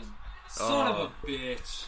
It is. It's okay. 6:40 left in the It's first. okay. St. Cloud It's State okay. scored. Everyone, shield. Listen, buddy. Get out of your own head, all right? Everyone's crowding the net, but your back door was wide open. Defense, why aren't you watching the back door? Akan, Look at this- Look at Akan. this. Let's break this down. Sean, sorry. Where are you? Where the fuck are you? Why the fuck aren't you in front of that goddamn net? Are you shitting me? That is not Shields' fault. Shield recovering the net. Look at he's being crashed on by two motherfucking not- forwards. He has no defense. Defense, why are you below? Are you Look at they're waiting for a breakout, dude. There. All right. Here's what I don't allow describe what's going on. my 12-year-olds to do this shit. to describe what's going on. UND defensemen were in the corner where the goal line on the ice meets the boards. They were that far off the net. Meanwhile, two St. Cloud State forwards were crashing more, I would say, shallow. They were crashing towards the net. They were in tight to the They were net. in tight, so they were basically splitting Yes, the there was- goalie from the defenseman on both sides. And it basically, Shield kind of essentially panicked. As you can imagine, it resulted in a goal. And it resulted in a goal. That's And Shield, Sean. No. Shield didn't even panic. Shield went back to recover the puck like he should have. Now Shield was looking that way, which means that is a signal for your right-sided defense there to get. Oh my God, the puck's not coming over to me. I should start going to help him out. One guy knows where this is going. These are breakout drills that you work on in practice. My Almost every kids day. I started coaching them when they were 7 years old, and they figured it out. Yeah. This was unacceptable. Ashawn, I believe I just saw a C on his chest. Ashawn actually played with Taylor. Really? Yeah. Oh, yeah, at the USHL, right? Yeah. Yeah. They were, I believe they were on the same team in Dude. Cedar Rapids. Dude, you know what I found out? There's no way they were on the same team. No, not Dubuque. So, they're the Green Bay Gamblers, the USHL team in Green Bay. Yep. Which I had the lovely fortune of just being blessed with that organization. Was that like your hometown organization? Yeah. Okay. Yeah, they have the Rush Center, and I got to play with them for a little bit. It was good shit. But the Junior Gamblers program, which is like the development program, which all the kids were in, and it was awesome. That program, They were like, snip. They cut it, dude. They cut it. That hurts me. That hurts me deep. I don't like that. I don't know if it's like a development program for like the USHL team, but it's a It program. was their program that they funded for the kids to have a community outreach program as a way to develop. Yeah, And those kids it's a were community doing- outreach dude, program. and Because I know like Cedar Gamblers Rapids players has would come one. down and help and coach them. And Yeah. like when I was like, when I went home for a while, I was up with the Gamblers for a bit, and just being with that organization, loved it. Those players were the dopest fucking players on the planet. They wanted to go help the kids out. They wanted to be there with them. They are definitely for the kids. And then what happened? Some dude in the suit at 53 years old's like, nah, sorry, cut it. That's a sad. It's fucking pisses so me sad. off, dude. It drives me nuts. Anyway, back to this. But yeah, So first period, it's fine. it's definitely There's plenty of time. It's a fucking hockey game, you know. You played for East Grand Forks, right? I did. That's where you met Brierly? Yes, I met Brierly. We're talking about Taylor Brierly. He currently plays for Union College in New York. He is a junior. Oh my god, that's so fast. That's so fast. Do you remember when because he worked for me? We all worked together at the same place. Then I remember his last day when he went off to Union. I remember still sharpening his skates when he was a freshman. Yep. I remember he let me. He's like, "Here, sign my toque, dude." And I had my signature on his toque for that season. And it was like every time he skated, I would see my little signature. I was like, "That's me right there." It was cool, man. And then he autographed my fence in my backyard. Did he really? I remember this. Still there. When I left, I took a picture of it. I'm like, oh Jesus. No, I met Taylor. I was lucky enough to meet Taylor during. It was a fall game. He's originally from Crookston. He moved to East Grand Forks during Bantam year, and he only played 1 year Bantam. Really? I believe he only played 1 year Bantam, if I remember correctly, and he went straight. Just the 8th grade year. Yes. Because Bantam's 8th and 9th grade. Yes, correct. Yep. And he only played 1 year Bantam at East Grand Forks. He made the A team, so there was no like doubt like this kid can fucking play, dude. And I met him. His hands were filthy. They were. For a defenseman, he was probably the best. That's what I was saying when I found out he was a defenseman. I was like, wait. Yeah, for a defenseman, this kid's hands are unreal. And with his skating has gotten a lot better. Every time he would invite me to even go after skate his injury. I always thought he was going to I didn't know if he was being offensive. 2-on-1. No. Oh, 2-on-2, never mind. They came back, yep. Good cover by St. Cloud State. Skate, and I'd be like, yeah, I'll come. And then he would just make me look silly. Oh, it's just absolutely silly. It's just sickening. There were days where I'd be like, Taylor, I can't come with you today, dude. I don't have the energy to be embarrassed in front of everyone again. All right? Oh, well. Everyone watches. We're all here. All right. And he always brought his friends who were also on their way to professionals or already. Yeah. So I'm like, that's easy. That's gonna be great.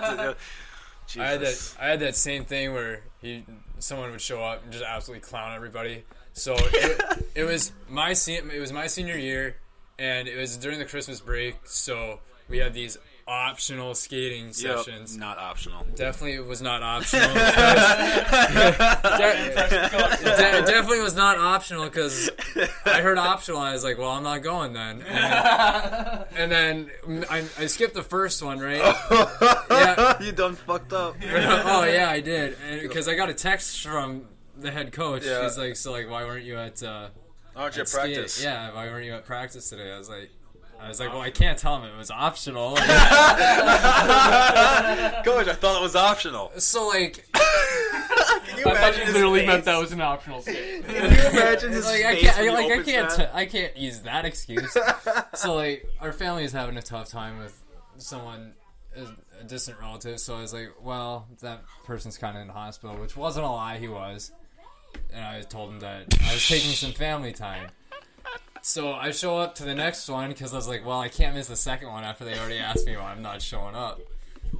And these skating sessions were directed by Langy.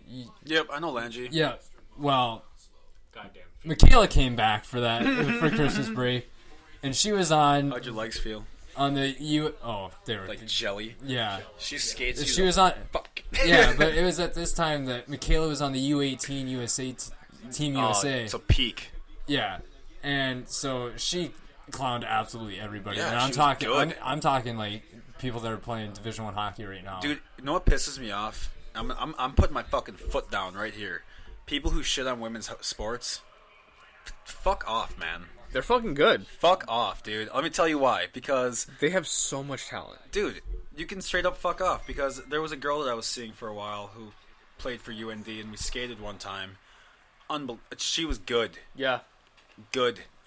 Olympic G, good. Capital G. Olympic and everyone good. oh, Jake, every time I share something about the women being good, someone always, here's an article about the women's soccer team getting clowned by a middle school team. Fuckhead. Blah, blah, blah. It's like, dude, why do you have to shit on them? Why can't they just be good at something? Why? I don't get it. I truly don't understand. Can they have it? Can they just leave them the fuck alone? I want they like I said, they have their own bracket of women's sports that they are allowed to compete evenly in. Yeah. And so if we have a problem with men going into the women's team and just clowning them and shitting on them, and we're like, oh, why can't you go with like the UFC when they allowed that one? Or there was a guy who said he was a woman for one day during a powerlifting competition, and then he went back to a male just to prove a point, and he broke like every fucking world record because of that little thing just to prove a point, and they gave it to him because they had to. Yeah. And understand that you can hold both of those positions at the same time. Speaking of men's and women's sports, at Winona State, our softball team, top in the nation, I'm talking top 5, like hosts their own like super region. They got games coming up I mean, later this spring. in the spring, Yeah, obviously. I think this spring they will, but You guys can come back on and plug for them if you want. Bring one of them with. We can try that. Why not? Why not? Free advertising.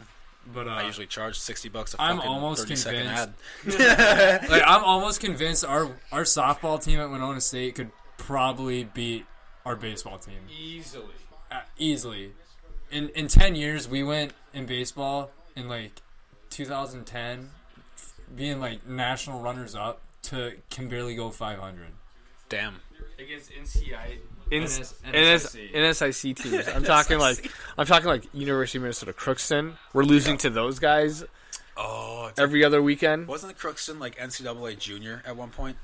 NJCAA, the National Junior Collegiate Association. Wasn't that what they were in for a bit? I think their hockey team was at one point. Yeah, it was. They had like a Division III hockey that was in this bullshit category or something. Yeah, and they were actually decent. And then the university was like, well, they don't want to fund it. Yeah, they don't want to fund it. Yeah, they just didn't want to do it anymore. University did. It's like when the University of North Dakota cut the women's team. They're like, Dude, all right, we don't want to give you okay. money, so bye. Okay, that fucking stunt, that fucking sucked because at the time I was still seeing that girl at the time, and she was at practice. Yeah, I remember the story. Practicing. Yeah. At fucking practice. Hey, okay, I'm going to practice. All right, see you later. She goes to practice, comes home, just fucking screaming. I'm like, oh, I fucked up. Like, I don't know what I did. I don't know. I think I'm going to find out. But then she's like, fucking Mark Kennedy fucking cut my fucking team. I'm like, what? So I go to my main news source, Twitter. Of course. And I find out through a tweet that the women's hockey team has been cut from the University of North Dakota, which is a self-proclaimed hockey university. Yeah. Okay. Like hockey university as in like Bama football it is to Alabama. The Ralph is at the time in 2001 was a $550 million building. It was the most expensive building in North Dakota history going up. The building is Italian marble, granite, bronze, and that's it. Those are the construction. That's the construction of the building. It's gorgeous. It smells like roasted almonds all the time. I love it. It's beautiful. You can't the giant Sioux logos on the ground. Ralph made like these statues, and the Sioux tribes used to come in on the ice and do their thing. I remember that. It was awesome. Fun. Everyone loved it. But then some white lady from Wisconsin was like, you know what? The Badgers won't play you if you keep this logo. And then the Minnesota Gophers were like, yeah, us too. And then the Michigan Wolverines were like, yeah, us too. And then everyone was just jumping on this, we won't play you if you keep the logo thing. Like big time privilege. It was bullshit. It was fucking bullshit. Yeah. And then they were like, fine, we won't fucking play you. Fuck you guys. And then they were like, all right, hold on. We'll play you, but like, consider this. So the NCAA put them on a list of hostile and racist logos. And Seminoles, Florida State Seminoles, where a tribe openly said we don't want them to have this logo. NCAA was like, fuck you, bitch, don't listen to them. And they let them have the logo, and they still have the logo, and they make a fuckload of money off of it. I believe Florida State does a lot for the Seminole community. For one Seminole community. The other one that was okay, so the Seminole community, here's a big thing people don't know about the Seminoles. Do you know about the Trail of Tears? Yeah. Okay, so the Seminole community is split into two because of the Trail of Tears. So the Seminoles down in Florida are the original tribe, and then the prisoners that were taken away, and most of them died on the way, are now up in the plains. Those ones don't like the logo. But they're like, yeah, well, just because you guys were on the Trail of Tears, you don't matter anymore. And they don't listen to them. Okay. It's crazy. Well, It's I mean, crazy because in that UND we had the two tribes, and one of our tribes was like, yeah, keep the logo, and the other tribes is like, hey man, we got a lot of shit here going on right now. Your logo is not on our list of things we're going to worry about. That's literally their answer. We aren't touching your logo. We don't give a fuck what happens to you. That's what they said. It wasn't a yes. Do you see wasn't that a no. as the original? I don't know of a better term, but the original like Seminole tribe disowning the other Seminoles. No, it was the university, because the Seminole tribe still looks at the other Seminoles as brothers and sisters. The university The does university not. and the NCAA is saying "fuck you." Yes. That's what you're saying. Yes. Okay. Yes. So they're only listening to the ones who give them what they want. Okay. Exactly. It's disgusting. It's absolutely disgusting. It doesn't. It's not okay. It's just so not okay. So you're saying that the University of North Dakota is being picked on unfairly, then? Yes, the because University of North Dakota there's plenty of university D1, D2, D3. You know, Central Michigan is the Chippewas. Yep. University of Utah, that's the Utes. Yep. Seminoles, obviously, the Syracuse. And what people don't realize, Well, Syracuse is a name of a tribe. The Illini, Fighting Illini, Yep. at Illinois. Yep. I'm sure there's other ones. There's others. There's others. So you think The Warriors. Well, I mean, Warriors is a broad term. Yeah, but there's a big Native American head. The logo. I mean, true, but there's not a single. I know what you mean, but I'm just. The Braves. I mean, Yeah. I guess you. I get what you're saying though. You're trying to be specific to it. Yeah, Yep. specific tribes are like. Yep. I mean, Oneidas and shit. so you're saying that the university, or not So the University here's of my Minnesota, opinion but- on this. So the University of North Dakota went Division One, in the early 2000s. Was it In the all early sports. 2000s? 08 was Yeah. when every sport went D1, but we got our first D1 team in the early 2000s because our university team was still club before it wasn't it? Or am I thinking of this wrong? What university team are you talking about? The hockey team was the first D1 team because they competed in the 50s as Division 1. They competed against Division 1 teams. Yeah. But I don't think they were officially recognized until like the early 2000s or something ridiculous. I think they were still playing. I could be completely wrong on this. Well, I mean, could be- universities can have different divisions for sports. Like University of North Dakota, they were Division One throughout their tenure in college hockey. But their football, they were in NSIC, so they played like Okay. Winona State. Yep. They played Moorhead. They played they were Augustana, and like that's around that early 2000s. That's when NDSU jumped from NCAA. Oh yeah, F- and they went up FCS to or FBS. No, they were. No, they went One from AA. D2, They were one- No, we were both D2. They were both D2. and then they made the jump to one AA. Yeah, which is now the The FCS. FCS. And we were still in SIC. We Yep. were still kicking the shit out of the Winona States of the world, and we were ending up playing Grand Valley State in the championship game almost every other year. Yeah. So I believe universities are still allowed to do this. To No, have they are. Yeah. Because Minnesota Duluth is Oh Division yeah, I they've got hockey, football and D2, right? and their football, basketball, whatever else sports they offer are all Division Same Two. with Bemidji. Yep, Bemidji State, Yeah. Mankato. Mankato. I just think when it comes to our logo, here's what happens that people don't realize. This Native Americans who they got free tuition at the university because of the name. Yeah, they got a all lot of got- benefits. They got paid to come to school with a stipend. They Yeah. got They got a lot of shit. They got a lot of shit covered on their behalf. They had like meetings they could go to. They had their own center that no other people besides natives could go into.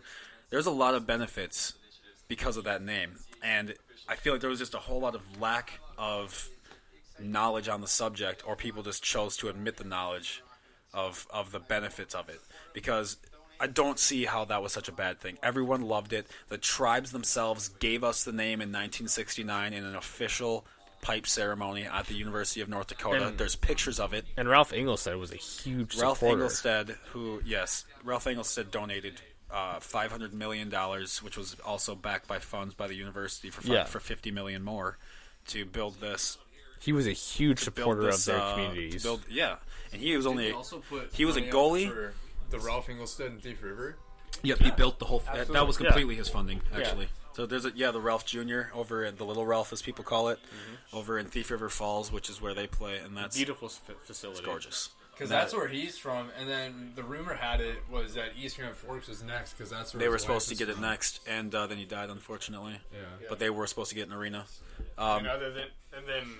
We didn't get the arena, but they got his wife got the Betty Ingolstadt, which is where the volleyball team and both basketball teams play. Yep, which is attached. Yeah. It's beautiful.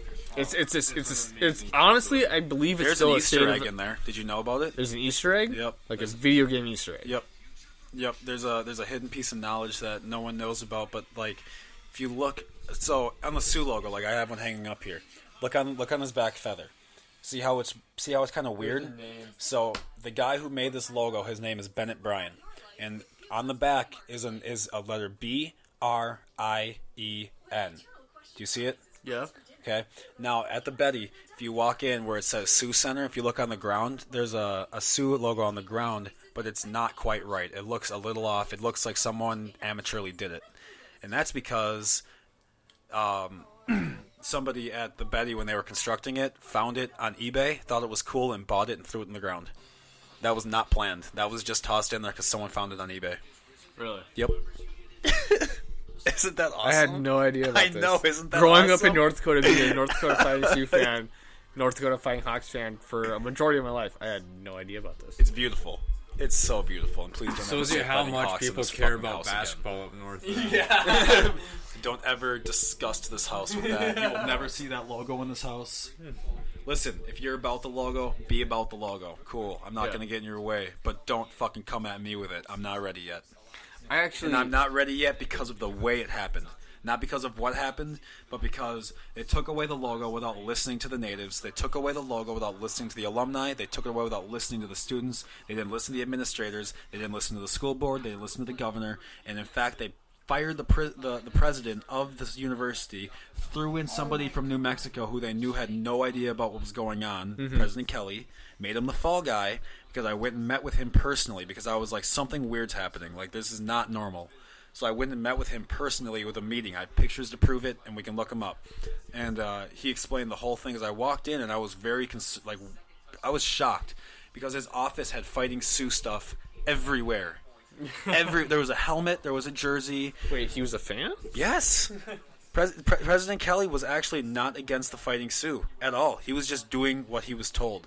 The State Board of Education kept sending him emails. All right, this is what you're emailing out next. This is what you're saying next. This is what's happening next. He was literally a puppet. Wow. 100%. And after I met with him, I honestly felt terrible about some of the shit I said. And I went to apologize to him, and I actually brought him some Burger King and had lunch with him on his last day. There's nothing wrong with that. Yeah, I felt bad. And I'm saying this because I kind of feel like everyone still thinks that he was a massive asshole, and he was just the puppet. Because look, he moved right back down to the South, like, all right, you fucking crazy fucks up in North Dakota, now he's got that sour taste of us. Yeah. And it was just the state board using him as a puppet. Wow, I had no idea. And that's why I will never support this fucking logo. And plus, my friend Blaine, who made the logo for cloud surfing, you see how dope my cloud surfing logo is? I don't know if you've seen it. Yeah, I've seen Blaine made that. So Blaine also made that logo of the Fighting Hawks logo, where he used On the Prairie to print it. Okay. It had like the state of North Dakota and then a star over Grand Forks. You'll have to show me this logo. Because there's so many logos out there. I saw one from... Yeah, I guarantee you've seen it. He does graphics in East Grand Forks, but I saw one from Yep. Stengel with, Yeah, the, Stengel's, with the bird. So yep, that's the one, but Stengel stole it from Blaine. That's why Really? Blaine trademarked it and pulled his logo because Stengel was profiting on it illegally. Oh, wow. So okay, so just to put that out there. So I think we're all talking about the same logo here. I remember this. Bird. Yeah, the bird with the 4 feathers. This one. Yeah, that one. Yep. Right there. So Blaine was trying to give this for free to the university, and the university said, "Nope, we're hiring a firm." So he said, "Okay." So him and his buddies made a firm within the University of Students in Graphic Design, and then they're like, "All right, here's our firm. Take our logo, please." And they were like, "No." They still wouldn't take it. Then they hired a firm out of New York, paid them $53,000 fucking dollars for this piece of shit logo. It looks like the fucking. It looks like they're delivering mail. Yeah. It looks like. Have you ever University of Postal. Microsoft. Microsoft painted it in like 10 minutes. Have you ever like drawn a picture of a bird on Microsoft Paint and then it's on like Windows 98, so you drag the corner and the screen like glitches and it's like a big smear across the screen? That's what it looks like to me. It looks like somebody just fucked up, just like, all right, make it. There it is. That's their fucking logo. That's what you get. $53,000, bitch. It's called artistic touch. I remember the day that they were doing the unveiling, and I remember going on the site, and I looked at it, and I was like, "Are you serious? are you serious? And I'm like, this is not good. And so I went to my Great Place Facebook, which is classic for everyone just to spew hatred. And I went to the UND page, and the comment section was pure fire that evening. Everyone had a meme, a joke, had something to say. It was the best place to be. Bruins are down right now, 3-2. The Minnesota Wild's winning a game? Yeah, 3-2 right now, end of the second. Shots are 26-23 in favor of the Wild. Minnesota's having an abysmal year. Yeah, I'm a Bruins fan, and they're also having an abysmal year.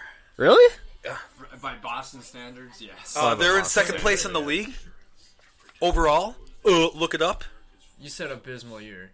Yeah. Second place doesn't sound. Am I thinking of a good? What did I just use abysmal wrong? Yes. I did just use abysmal. Yeah, Oh no! I was like, I don't know. I don't think Boston's Jesus, having an abysmal they're having year. a good year. I mean, they're having a great year. Abysmal to a Boston fan is 14-3 with 22 games played with 33 points. Yeah, well, see, you just they could be at 40 points already. You know. You just can't be losing those 3 games. I'm you know? sorry, I used the word 17-0. incorrectly. You can never have an off night in Boston. Oh, did you lose? That's we're clipping off pinkies. They just put your pinky into a wire clipper and snip. Meanwhile, Minnesota 9-11, weird, 8th in the league, right above LA Kings. And I'm a frequent reader of the Minnesota Wild Reddit. Beautiful. The Minnesota Wild Reddit wants the team to tank, Why to rebuild? to rebuild. Yeah. They want. I don't know who they're gonna get because I believe Yeah, this but this doesn't- draft class is kind of I don't lackluster understand this year. how that would work though. Okay, you have a year that tanks, but this isn't. But it's this- a lottery system But too. that's what I'm saying. It's a lottery system. It doesn't fucking matter. But your odds are higher. Your odds are higher, but remember that year that Toronto was just sucking cock for like 3 years in a row, and they just could not get a fucking draft pick. They Like, have- you know what I At mean? one So, point, like, they had like 5 or 6 first. No, yeah, no. Top 5, and they just couldn't. They couldn't get out of the conference. they could. They had Eberle. I think he was a first rounder. Yeah, Beverly, Nugent Hopkins, Taylor Hall, yeah, but they trade them all away. Nail Yakupov. So they had 4 at least. But Taylor Hall. back to the Wild, they need to get rid. They need to just either buy him out or not re-sign Who? Suter and Parisi. Ooh, okay. So let's break this down at one time. Suter. Why are we getting rid of Suter? Both of them are just getting old. Okay, They're- old, but what does that mean in terms of Patrick Kane? Because Patrick Kane's getting old, but he's still devoting 2 points. Patrick Kane's still scoring goals. Yeah, he's 2 points a game. I believe the personally. I just think they need to free up cap space, and those two cap are space is massive. those two The are contracts were massive. I remember we were at Jarrell's. Yep, We were at Jarrell's. that's still, right. and when we we were- because watched they're that like shit. what 13-year contracts for the both of them. Yep. Yeah. We were at Jarrell's. And it was during free agency. It was during the summer. Yep. And it was like the story of the summer that Suter and Parisi were going to the Wild. Yep. that the Minnesota Wild are building this fucking like super team From almost. the Devils and from Predators. Preds, yeah. And they signed massive contracts, and they've gotten. I think the best they've done is like second round playoffs. Yeah, every time they see the Blues, they fucking lose. Yeah, I think it was either like the Blackhawks or the Blues, and they Just shit. Every year, every time. Literally, they couldn't pass. Oh, it's the original 60. I can't take The it. puck would just like, oh no, I can't hold the puck to the ice. But I would get rid of Suter first though. I would get rid of Suter first before I would get rid Parisi. of Koivu. Oh, okay. That yeah. I would Okay. get rid of Koivu, get rid of Suter, keep Parisi. Here's Parisi I say. I'd keep Parisi because Parisi is Here's what I'm Parisi saying. is a veteran. He's a more- veteran captain. He's more in the way that the Bruins still have Zdeno Chara, because Zdeno Chara is still a fucking leader. Like, he might not be Yeah. producing on the ice, but have you ever seen him in a workout? oh, I'm sure He's the first one in, last one to leave. He does the most sit-ups, the most push-ups, the most everything. He has something that other people don't have. So like that's so yeah. He's getting old, and there's going to be a time you got to snip the teat with Zdeno Chara. But I think Parisi has some time to still be that definitely leader has time. and still get that C on his chest, because I think Koivu needs to move on. Koivu is dirt old. I think he needs to move on and hand that C off and be an admiral guy about it. Yeah, Koivu is not. There's a time in leadership when you know you're not the adequate leader anymore. Yeah. I'm going to tell you right now. Honestly, I think that's one when of the hardest decisions I ever made in my life was stepping down from when I was a cadet in CAP. I had a lot of authority there, like a lot of authority. It would describe what CAP. Civil Air Patrol is CAP Okay. is where I was a cadet. It's the Air Force Auxiliary, and you guys, if you have kids who are 12 years old, and it's the most fun. Like you go on these encampments to I learned how to solo an airplane in a week. Yeah, and you get 5 free powered flights, 5 free glider flights. They'll drive you if you don't have a glider near you. They'll drive you to one. They won't make you pay for it. You just go there and they'll pay for it all. It's awesome. Okay. It's awesome. So, Back to leadership. I was in charge of the squadron because the cadet commander stepped down, and it was kind of a void space for a little bit, and I was the deputy commander and an executive officer. So it was So you guys were stuck in limbo then. They were kind of waiting to see, I think, what I was going to do, to see if I was going to, because I was almost going to college, but I still had time yet where I could have taken it. But there's a time when I had to realize, you know what? I've been here for 5 years. It's someone else's time. You know, I could take the power and then have someone else come up and be a deputy and learn what I did and everything. But, dude, I designed a program called BCT, Basic Cadet Training, and that program has been implemented all across the nation now. Wow. It started in my squadron because me and Evan Thompson wrote it when we were at this thing. We were at something called Operation Patriot where we had to pretend we were dead. And then these dudes in the military would come save us and give us. It was dope. We were laying in a field dead, and then these Blackhawks came over and dudes dropped down, put us on gurneys, pulled us up in these Blackhawks, and we flew away to this fake hospital. It was dope. But we wrote this program there too of how to properly train people and how to implement them and be a good cadet and how to learn everything properly. And I could have easily stayed there. I was the chairperson of the state of Wisconsin. I could have stayed there. I could have done all that. But You could have excelled. I could have, I could have gone up in the squadron to a squadron commander, or as cadet commander for the squadron, but I was already acting like that as the deputy in XO because it was a top position already. Mm-hmm. But I didn't want to have my influence on someone else's, how they leadership. There needs to be a change of leadership. It's good to have other ideas come in too. Yeah. So I think I decided it was time for me to go, and I stepped down, and I let other people have it. And I think that's where Koivu should And step Koivu down. needs to do that. Yeah.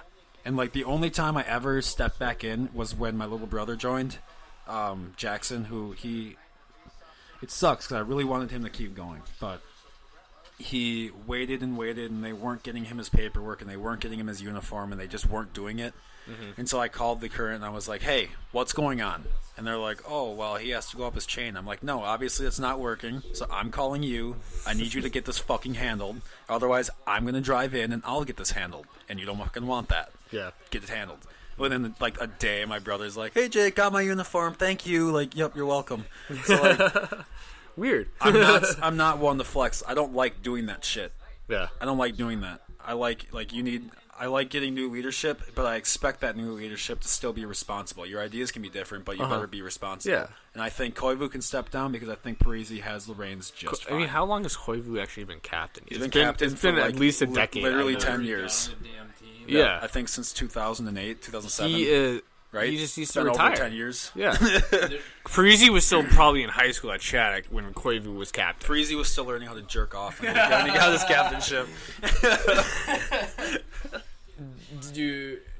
Jake, do you know if Parisi's wearing a letter at all? He's wearing an A. He's wearing an He's A right wearing now. an A? Okay, And because he wore an there's A. a time in the wild where he didn't even have an A after Yeah. being the captain on the Devils. He went from alternate to captain on the Devils, and then he went down to nothing on the Wild, and now he's an alternate, and They made the playoff. I believe they made the Stanley Cup playoffs. because he went there, literally, he went there, and their team was like, "Whoop, stock's going up, stonks." And the Devils even liked the name so much that they drafted his brother, Yep, Jordan Parisi, which he was a goalie. I believe the best he ever did was...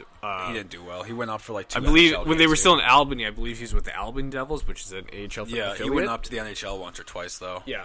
That's So, it. I mean, there wasn't a lot. I believe Cam Johnson is getting more looks at the New Jersey Devils. Cam, you're doing than- great, buddy. Keep going. Proud of you, man. Yeah. Thanks for the national title. Dude, he's so nice. He was so nice. Every time I saw him at was Brick and friends Barley with one the night. Yeah. He was gambling his life away on blackjack. I remember when one of my Thunder players wanted his autograph, and he was like, "Oh yeah, bring it over, I'll sign it." And you want any more things autographed? I can sign a couple. Like he wants shit signed. He wants to he's so good to the kids, dude. He's awesome. He's a good person. I'm not sure if this is a theme before I noticed it or not, but it involves Cam Johnson. It's not a knock on him, but for the last few years, every game UND allows a goal within the first 5 shots. Almost every game. Yep. And it's because I think the players are rust right off the bat. They aren't flying until they get, until the players have some adversity to overcome. They aren't flying around. It's weird. That's just how UND plays. It always has been. And it's gotten on my nerves because even in the national title game, right off the bat, like they got fired at twice by Quinnipiac, and then they were like, you know what? Here, we'll send you 5 goals quick. Yeah. I mean, it also helps to have George or Schmaltz, Besser, and Kajula on the same line. The CBS line was fucking filthy. I believe the CBS network still has to pay those guys. They have to pay that to wear the honor of using those letters. Because there was nothing more royal than watching that tic-tac-toe at home and live. Because I was live and in person. Against Miami? Yeah, against Miami. So I was there. Every other week, I swear to God, I see the video. I know it still shows up. It just pops up on time like, oh, here's some fucking... I'm there with just Bray. Some beast mode shit. I'm there with Bray. I'm there with a couple people. And we're like watching, and I remember still because Bray's next to me, and I have a handful. Bray is 14 sheets to the wind because that's just who we were at the time, and I have Little Caesars in my hand. The bread. The UND's about to go on power play here. Oh, they just gave it to him. I don't know if I like that idea. Well, since we're all pretty diehard North Dakota hockey fans, I guess we should have the debate on what line is historically the best at North CBS, Dakota. period. CBS? CBS. Hercus Circus, I'm old school. Nope. Hercus nope. Circus. Nope. No. Are you serious? Nope. Not Hercus Circus. Yes, they were good. Nope. I believe they still hold records in the NCAA. I believe if you put the CBS line against the Hercus Circus, the CBS line would still throttle them. See, this is the same like Michael Jordan, LeBron. No. Old school versus new school. It's gotta be No. LeBron, Jordan were 2 different eras. Okay, here's the difference. The Hercus Circus, the difference between their style of playing and the CBS style of playing is when the CBS line was on the ice, they had this thing that they would keep circling, and they would keep crashing the net, and if it wasn't there, then they would come back up, and the center would crash the net, fill back. And that's why they had so many opportunities to shoot. Now, if you watch the Hercus Circus, what they were doing was that very classic... Got it to Tony. You would go back and you watch like the classic, like, all right, stop, look, pass, stop, look, pass, stop, because that was the game at the time. I don't give a fuck if it's generational or not. We're talking about what line played hockey better. The CBS line played hockey better because we know more shit. We know more shit, how we know how to play better. We watched the Soviets in the 80s. We know what they're up to now, and we're like, oh, that's a good fucking idea. We took some of their ideas. We took some of the Canadian ideas because we had Canadians on the team in the CBS line, Drake Kajula. Yeah. And then, because Drake was fucking... He played with Connor McDavid in high school. He played with him in the pros, too. But, like, before all of that, he played with him in high school. And then he went to the Otters, and then he went to UND, and then now they're back in New we Orleans. got a 2-man advantage now. Yeah, North Dakota just got a 2-man advantage. And another little off-topic thing, with the win today, North Dakota football is in the playoffs. Oh, and they just gave the stick to a kid. Or they're playoff eligible? They, according to UND Barstool, that's a dub, and they'll put us in the playoffs. Ooh. I believe they have enough wins to be eligible. Word on the street is that you guys used to be employed by the Barstool.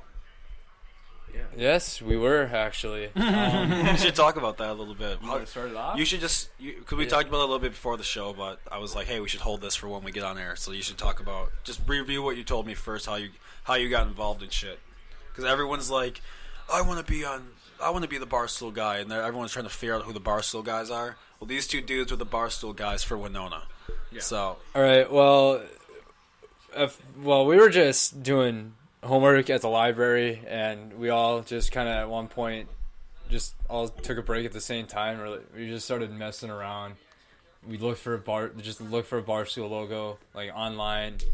Painted it, got it in our colors, and started following like official like Barstool accounts. And one was kind enough to reach out, like, hey, like, I can tell like it's not real, like, here's like the guy you need to get in touch with to get a get the approved like logo, like one made specifically for your school. Gotcha. So we emailed him. We're like, hey, we need a logo. Like, we're trying to become official. And then he got us in contact. I believe it was the North Carolina State. Don't drop their names. Don't drop their names. It's always a fun game on those campuses to know who's the barstool guy. Oh, I'm not gonna drop any actual personal names. Okay. It was people like being like the guys who run these accounts, the barstool accounts for your individual schools. They're called viceroys. Yep. We were... Okay, explain why they're called viceroys, because it's a funny reason. Well, honestly, I don't know why we're called viceroys. You don't? No, I think... I never knew El why... Presidente's name is what? It was... Portnoy, right? Yeah, I think it's because Viceroy Portnoy. Like, I think that's why. I think they were just Viceroy sounds good, like with Dave Portnoy.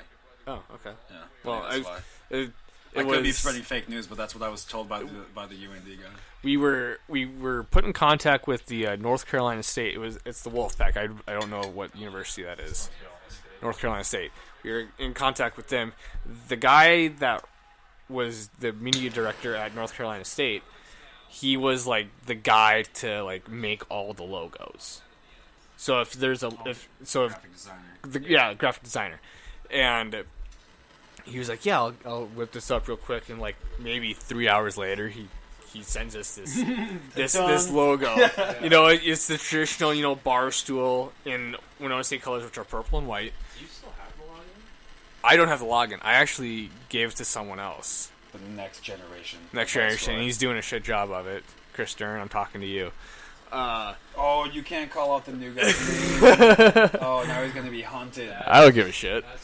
Is he not doing a good job? He's when I was because we were all three of us, myself, Tyler, and have another you guy. talked to him about it to like be like, hey man, this is what we were doing. It could work. We're in the same fraternity.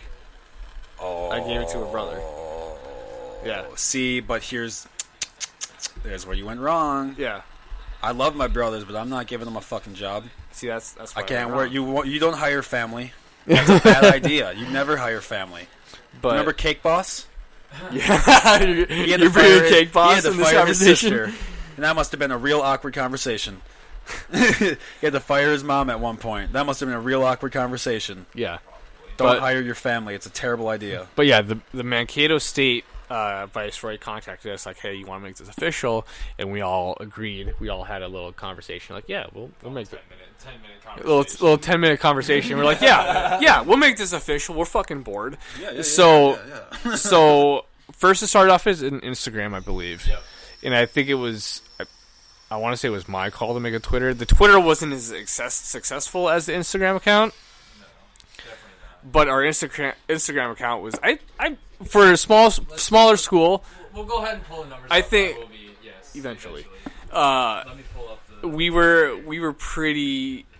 We grew on Instagram. I believe we had roughly. That's where I'm getting most of my growth from too. 3,500 followers.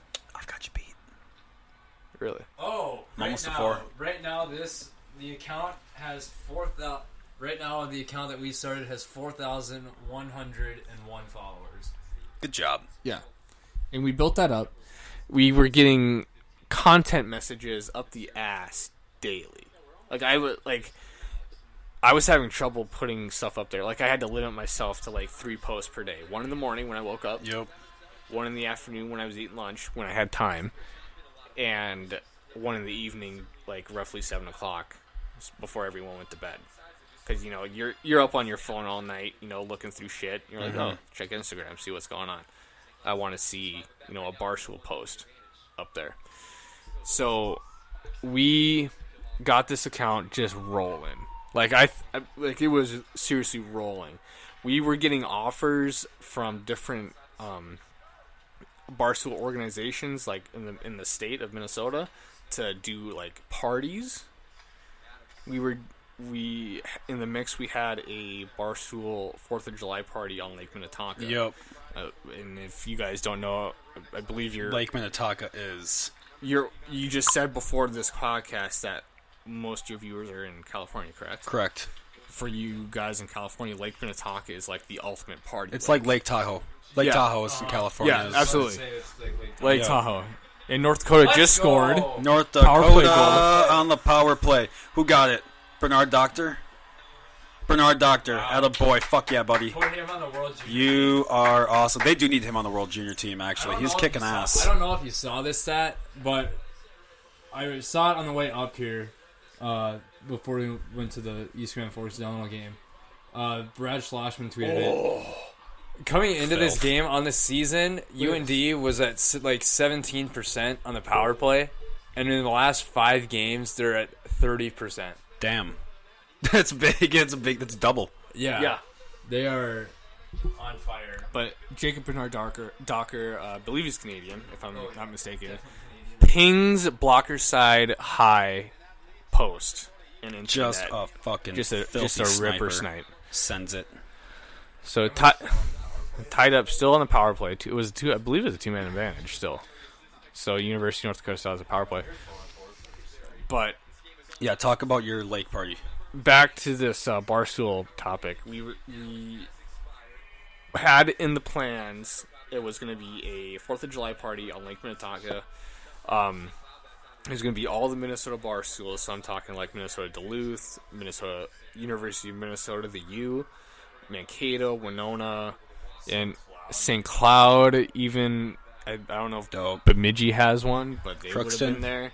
And we would have all had boats paid for. They don't have one. Yeah.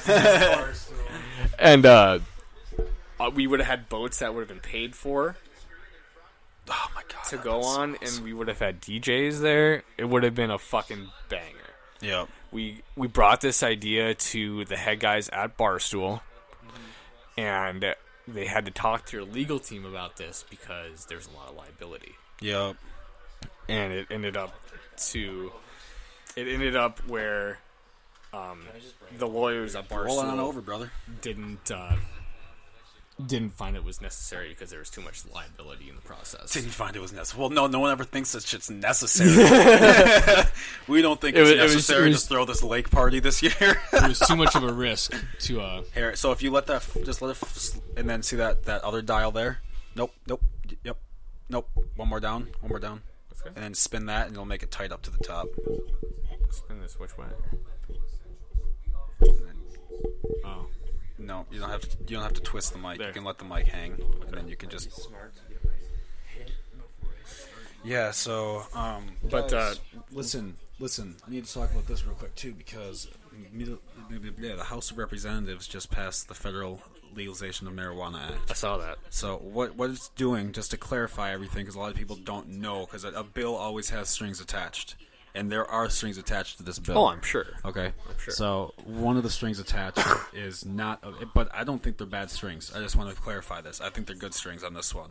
One of the strings is to use the tax from federally legalizing marijuana to help fix the communities damaged by the war on drugs. Literally, it's there. I think that's fucking awesome. That's a beautiful string. I think what I'm trying to say is this is one of those bills that if it doesn't go through, that's bullshit.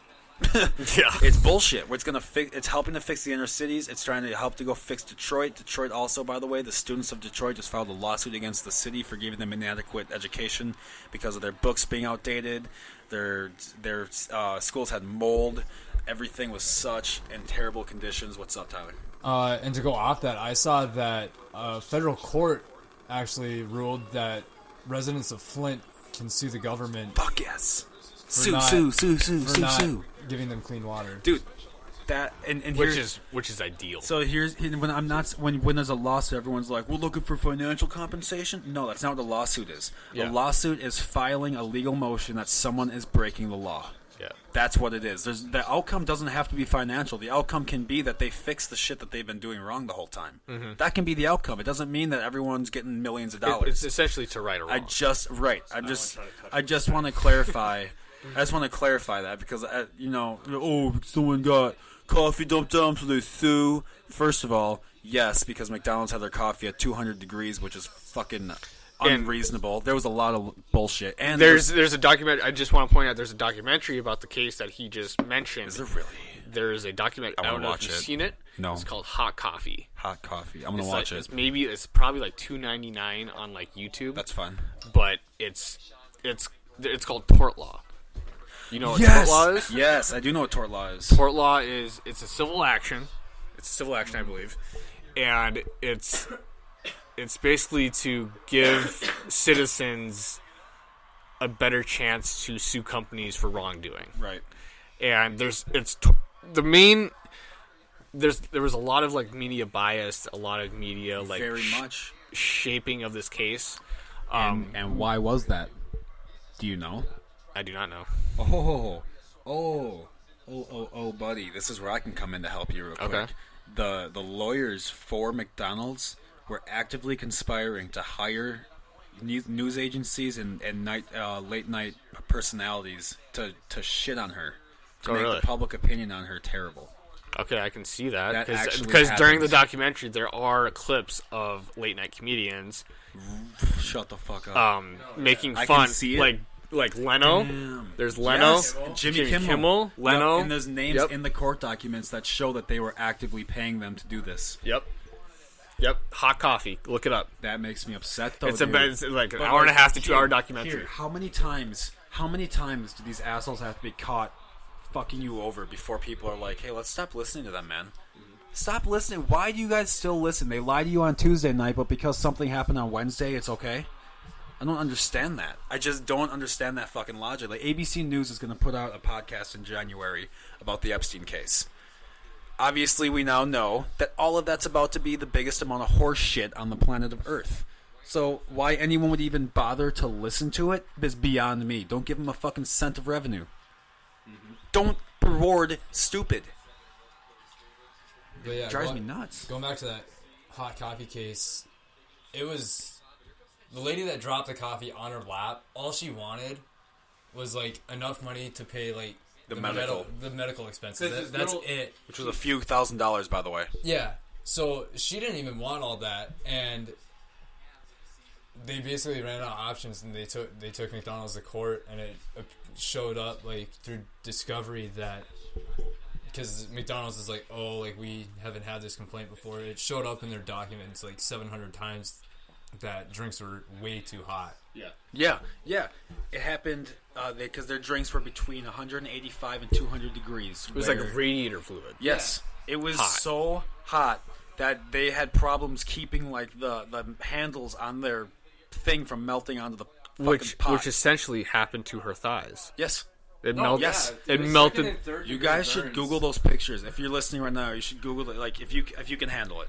But they are. It's bad. Can you imagine if your grandmother had her skin melted off because a company knew that they were keeping their coffee too hot? The FDA requires it. It's at like 145 degrees maximum or something like that, and they got caught doing it multiple times, and they still did it to her. Now, wouldn't you be a little upset about that too? Probably. This documentary, it features the McDonald's case, which is called Liebeck, Liebeck, Liebeck, I believe, versus McDonald's restaurants. And it also has more tort themed cases, like Jamie Lee Jones versus Halliburton. Damn. It's I don't know that one. It's an 86-minute documentary. But yeah, there's like 4 different cases that they cover. But this happened. So the hot coffee isn't just her. It's happened more not, than. No. It's not the Well, same. Like, the documentary itself is about tort reform. Okay. Reform meaning, depending on who's in office, Yep. reform can mean a lot of different things. Policy changes. Policy every time. changes and Right. stuff like that. What this documentary really covered, I mean, it does cover tort law and like what happened in these cases, but I don't need that. okay. But essentially, the juries in these cases gave out absolutely large amounts of Compensation. like monetary compensation for like punitive damages, stuff like that. And what the judge would then do is restrict, like put a cap on what they could give the plaintiff.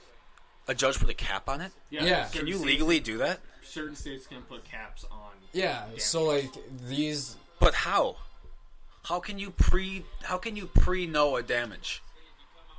So let's say, okay, all right, no, let's go for this. Okay, let's say so. Let's say that there's a cap. Okay, let's say California were to have passed a cap. They didn't, but let's say that they were a state that would have. Actually, I don't know that. I'm gonna look that up about tort law in California to see if they passed a cap. I believe in liberal states there's more caps in liberal states than there's so they in might Republican have. states. Okay, all right. So PP&G, they're all outraged because they keep lighting all these fires in California. So what? They only have to pay $5,000. I would say it's more like $500,000. Okay, but even so, how many? Because like the Halliburton case I just cited. Go check out Malibu. Those homes are millions of dollars. $500,000 doesn't even come close to covering the shit they destroyed. Because in this documentary, Hot Coffee, there's other cases, and there's a Halliburton case, which is Halliburton is located in Texas. It's an oil company. Texas, I believe it was Texas tort law, has put a cap on damages of $500,000. Okay. So you could say, I want $1.4 million for this case. The court will be like, okay, well, you can argue your case, but I'm only going to give you $500,000. Okay. So why does a judge get to determine that? Why can't the Congress determine that? Why can't the people determine this? Why does a judge? It's more on state. It's more focused on state law, I believe. It's not a federal thing. No, but state has Congress. Yeah. Okay, so why can't they determine this? I guess it all depends on what party's in which area. Like, what party is making the laws and signing them. That is ridiculous. How's that ridiculous? These are elected officials. Yeah, but they're a group of people can determine, just this group. Yeah. We all think this way, so this is what we're doing. For everyone has to do this now because we think this. That's fucked. That is not democracy. If the voted official...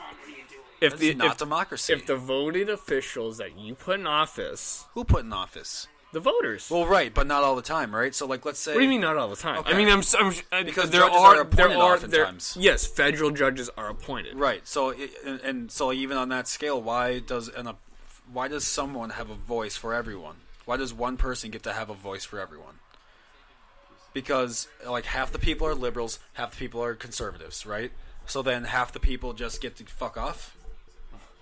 The other half have to follow the rules. The losing half has to follow the rules. But why are there winners and losers? That's bullshit. We are one country here. Fuck that. Why can't we just all try to, like, figure this out together? Why does it have to be winners and losers? I'm sure you can figure it all. You can figure it out together. But that's not what's happening. Because that's not our system. But that's my problem here. It's supposed to it's what our system's supposed to do. Drives me fucking crazy. But it's not what our system does. So we have kings again. It's a broken system. We have a king.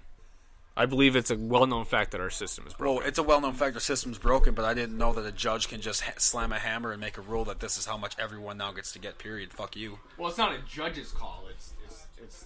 It's the voted officials' call. So not the judge? It's not the judge. So it's the governor?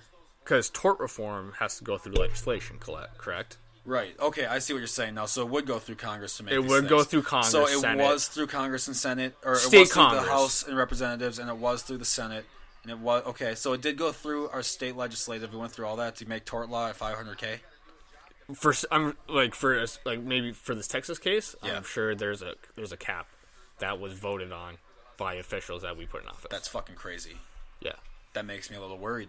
That's a lot of people conspiring against me, man. Yeah, that's because that's a lot of people. Because most of these cases happened during the Bush administration, and the Bush administration put. Oh, they had a healthy amount. Their reform was to help companies. Yep, essentially sure was. So okay, I didn't know it was about.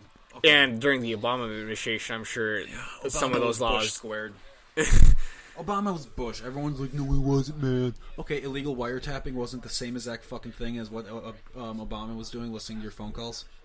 How was that different? Was it listening or was it documentation? Documenting that. Obama it was definitely listening, and then they lied to Congress about it. Okay. Yeah, they had. I don't know a lot about data this. collection. So the NSA leak was about they had mass data collection in the United States more than any other country. Mm-hmm. And they had the NSA officers were using it for like their personal reasons to go after people, things like that. People in the deep state were obviously conspiring against other people. This is all documented against politicians like Tulsi Gabbard. Yeah, this is proof that she was conspired against right now. the congresswoman, correct? Yep. Okay. Running for president. I believe she dropped out. She dropped out now. There's a lot of people that have dropped out. She I'm was, not sure. dude. She was Hawaiian though. She was dope. But yeah, there's certain types of lawsuits that are, I believe are for money only. Yeah. There's slap suits. I don't like that. That's not justice all the time. Oh, absolutely not. But like the type of lawsuit I just named called slap suits, it's like a strategic lawsuit. It's like slapped on like protesters for saying something that a company doesn't like. Are you sure? Do you know the John Oliver program on HBO? Yep. Last Week Tonight. They were fighting a slap suit put on by America's largest private coal company, which John Oliver's team won. Good. And the owner of this coal company was claiming that their like 30 minutes like completely tarnished the name of this company. LOL for what? Probably poisoning the fucking air. I believe there was a case that they were primarily talking about. It was the coal company had a coal mine collapsed. The company claimed it was just an accident. Yep.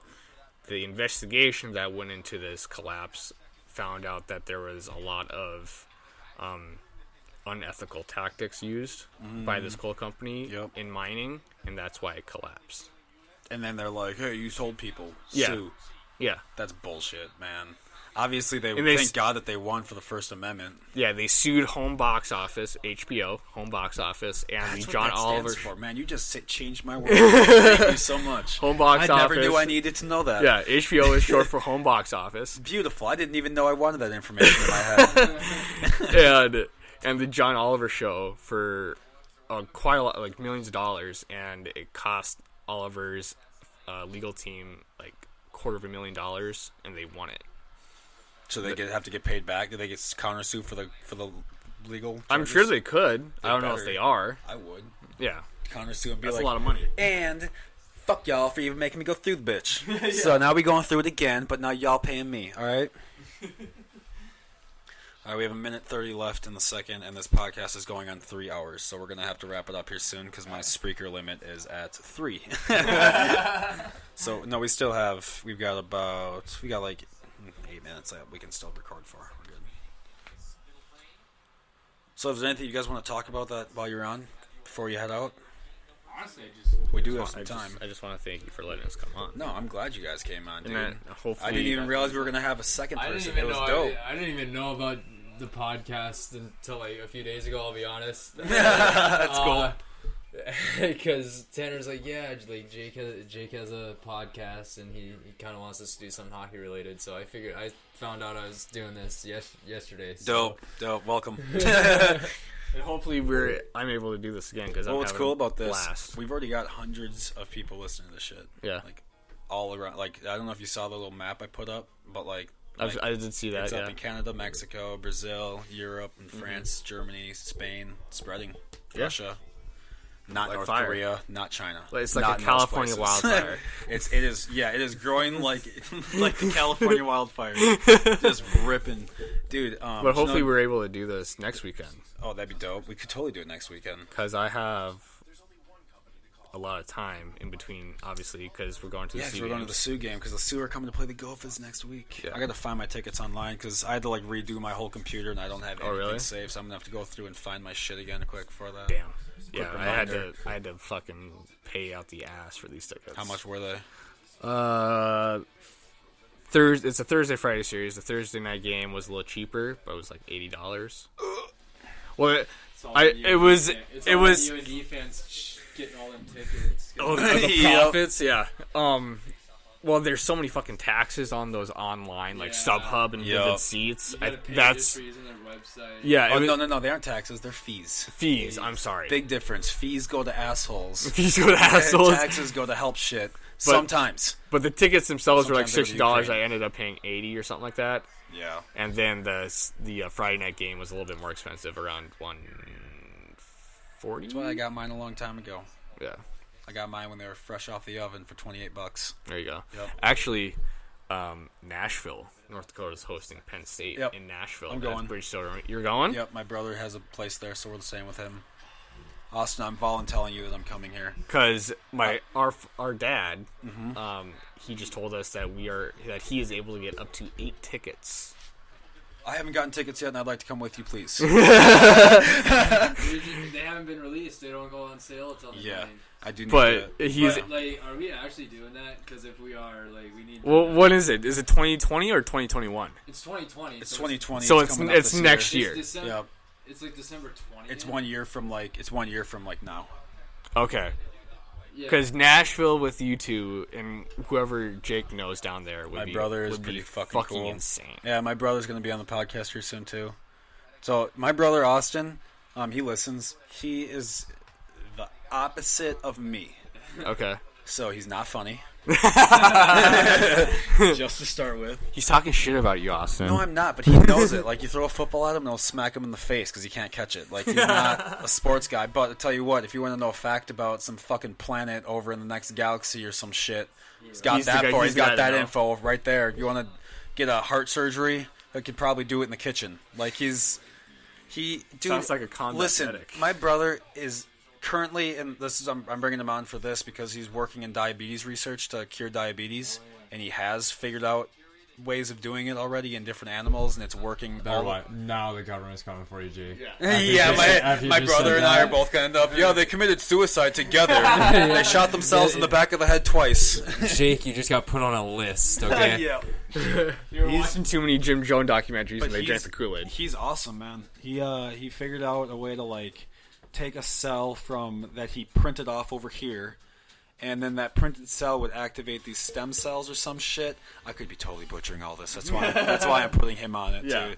But basically, he's figuring it out, and like He's it's doing God's fucking- work. He's doing the shit like in the same way that I'm just trying to get out there and tell everyone that the Republicans, Democrats are working to conspire against you. He's working to figure out how to cure diseases. So he's doing something important. Yeah. Yeah, that's why I'm out here just talking shit into a microphone. hey man, Someone's but, gotta like, do it. dude. Yeah, because listen, if someone doesn't, then you're gonna end up like Hong Kong. Yeah. Did you see that they're getting their protesters on trains and sending them to inland China? Really? Yep. Right now, the extradition bill was killed, but they are loading them up on the trains and sending them to inland China, where they are being systematically murdered by the state, and their organs are being sold in the black market. And that's a real That's a real thing. I heard That's that a on real NPR. thing right now. So I need you to call your senator and tell him to get Donald Trump to sign the fucking bill.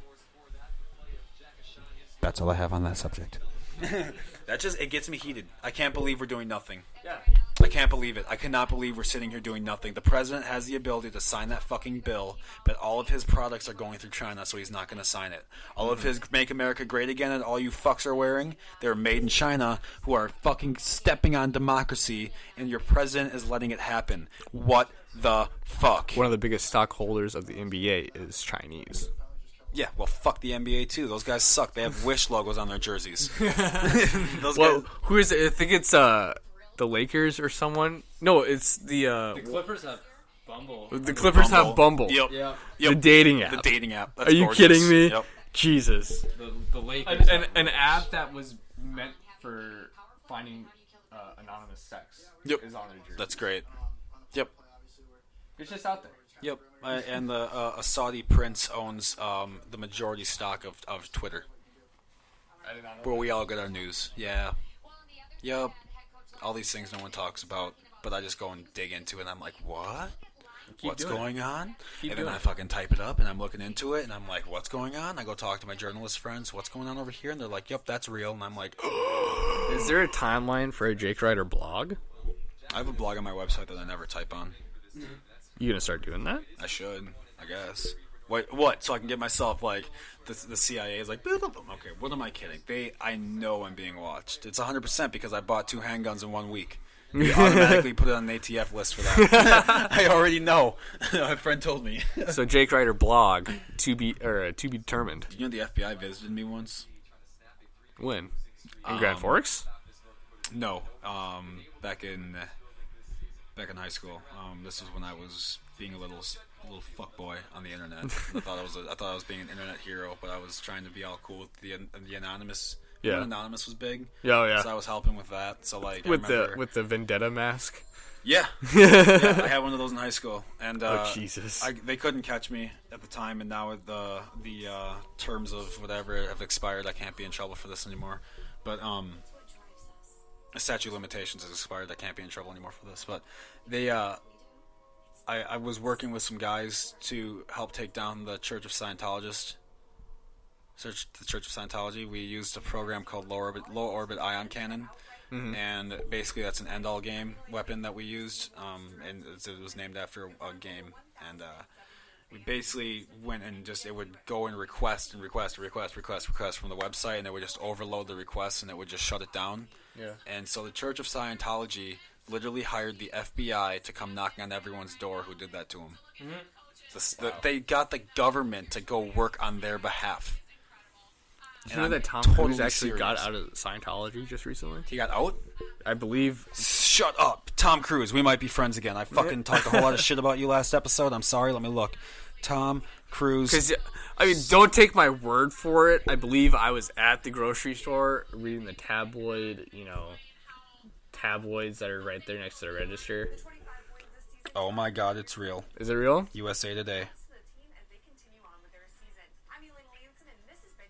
Yeah. Oh my god. Tom Cruise is... And apparently Katie Holmes is living paycheck to paycheck these days. In case you wanted to know. That's also in there for some reason. Alright, boys, we're going to wrap this up. Alright. Thanks again for coming on. Yeah, thank See you. you guys next week. Absolutely. Bye, motherfuckers.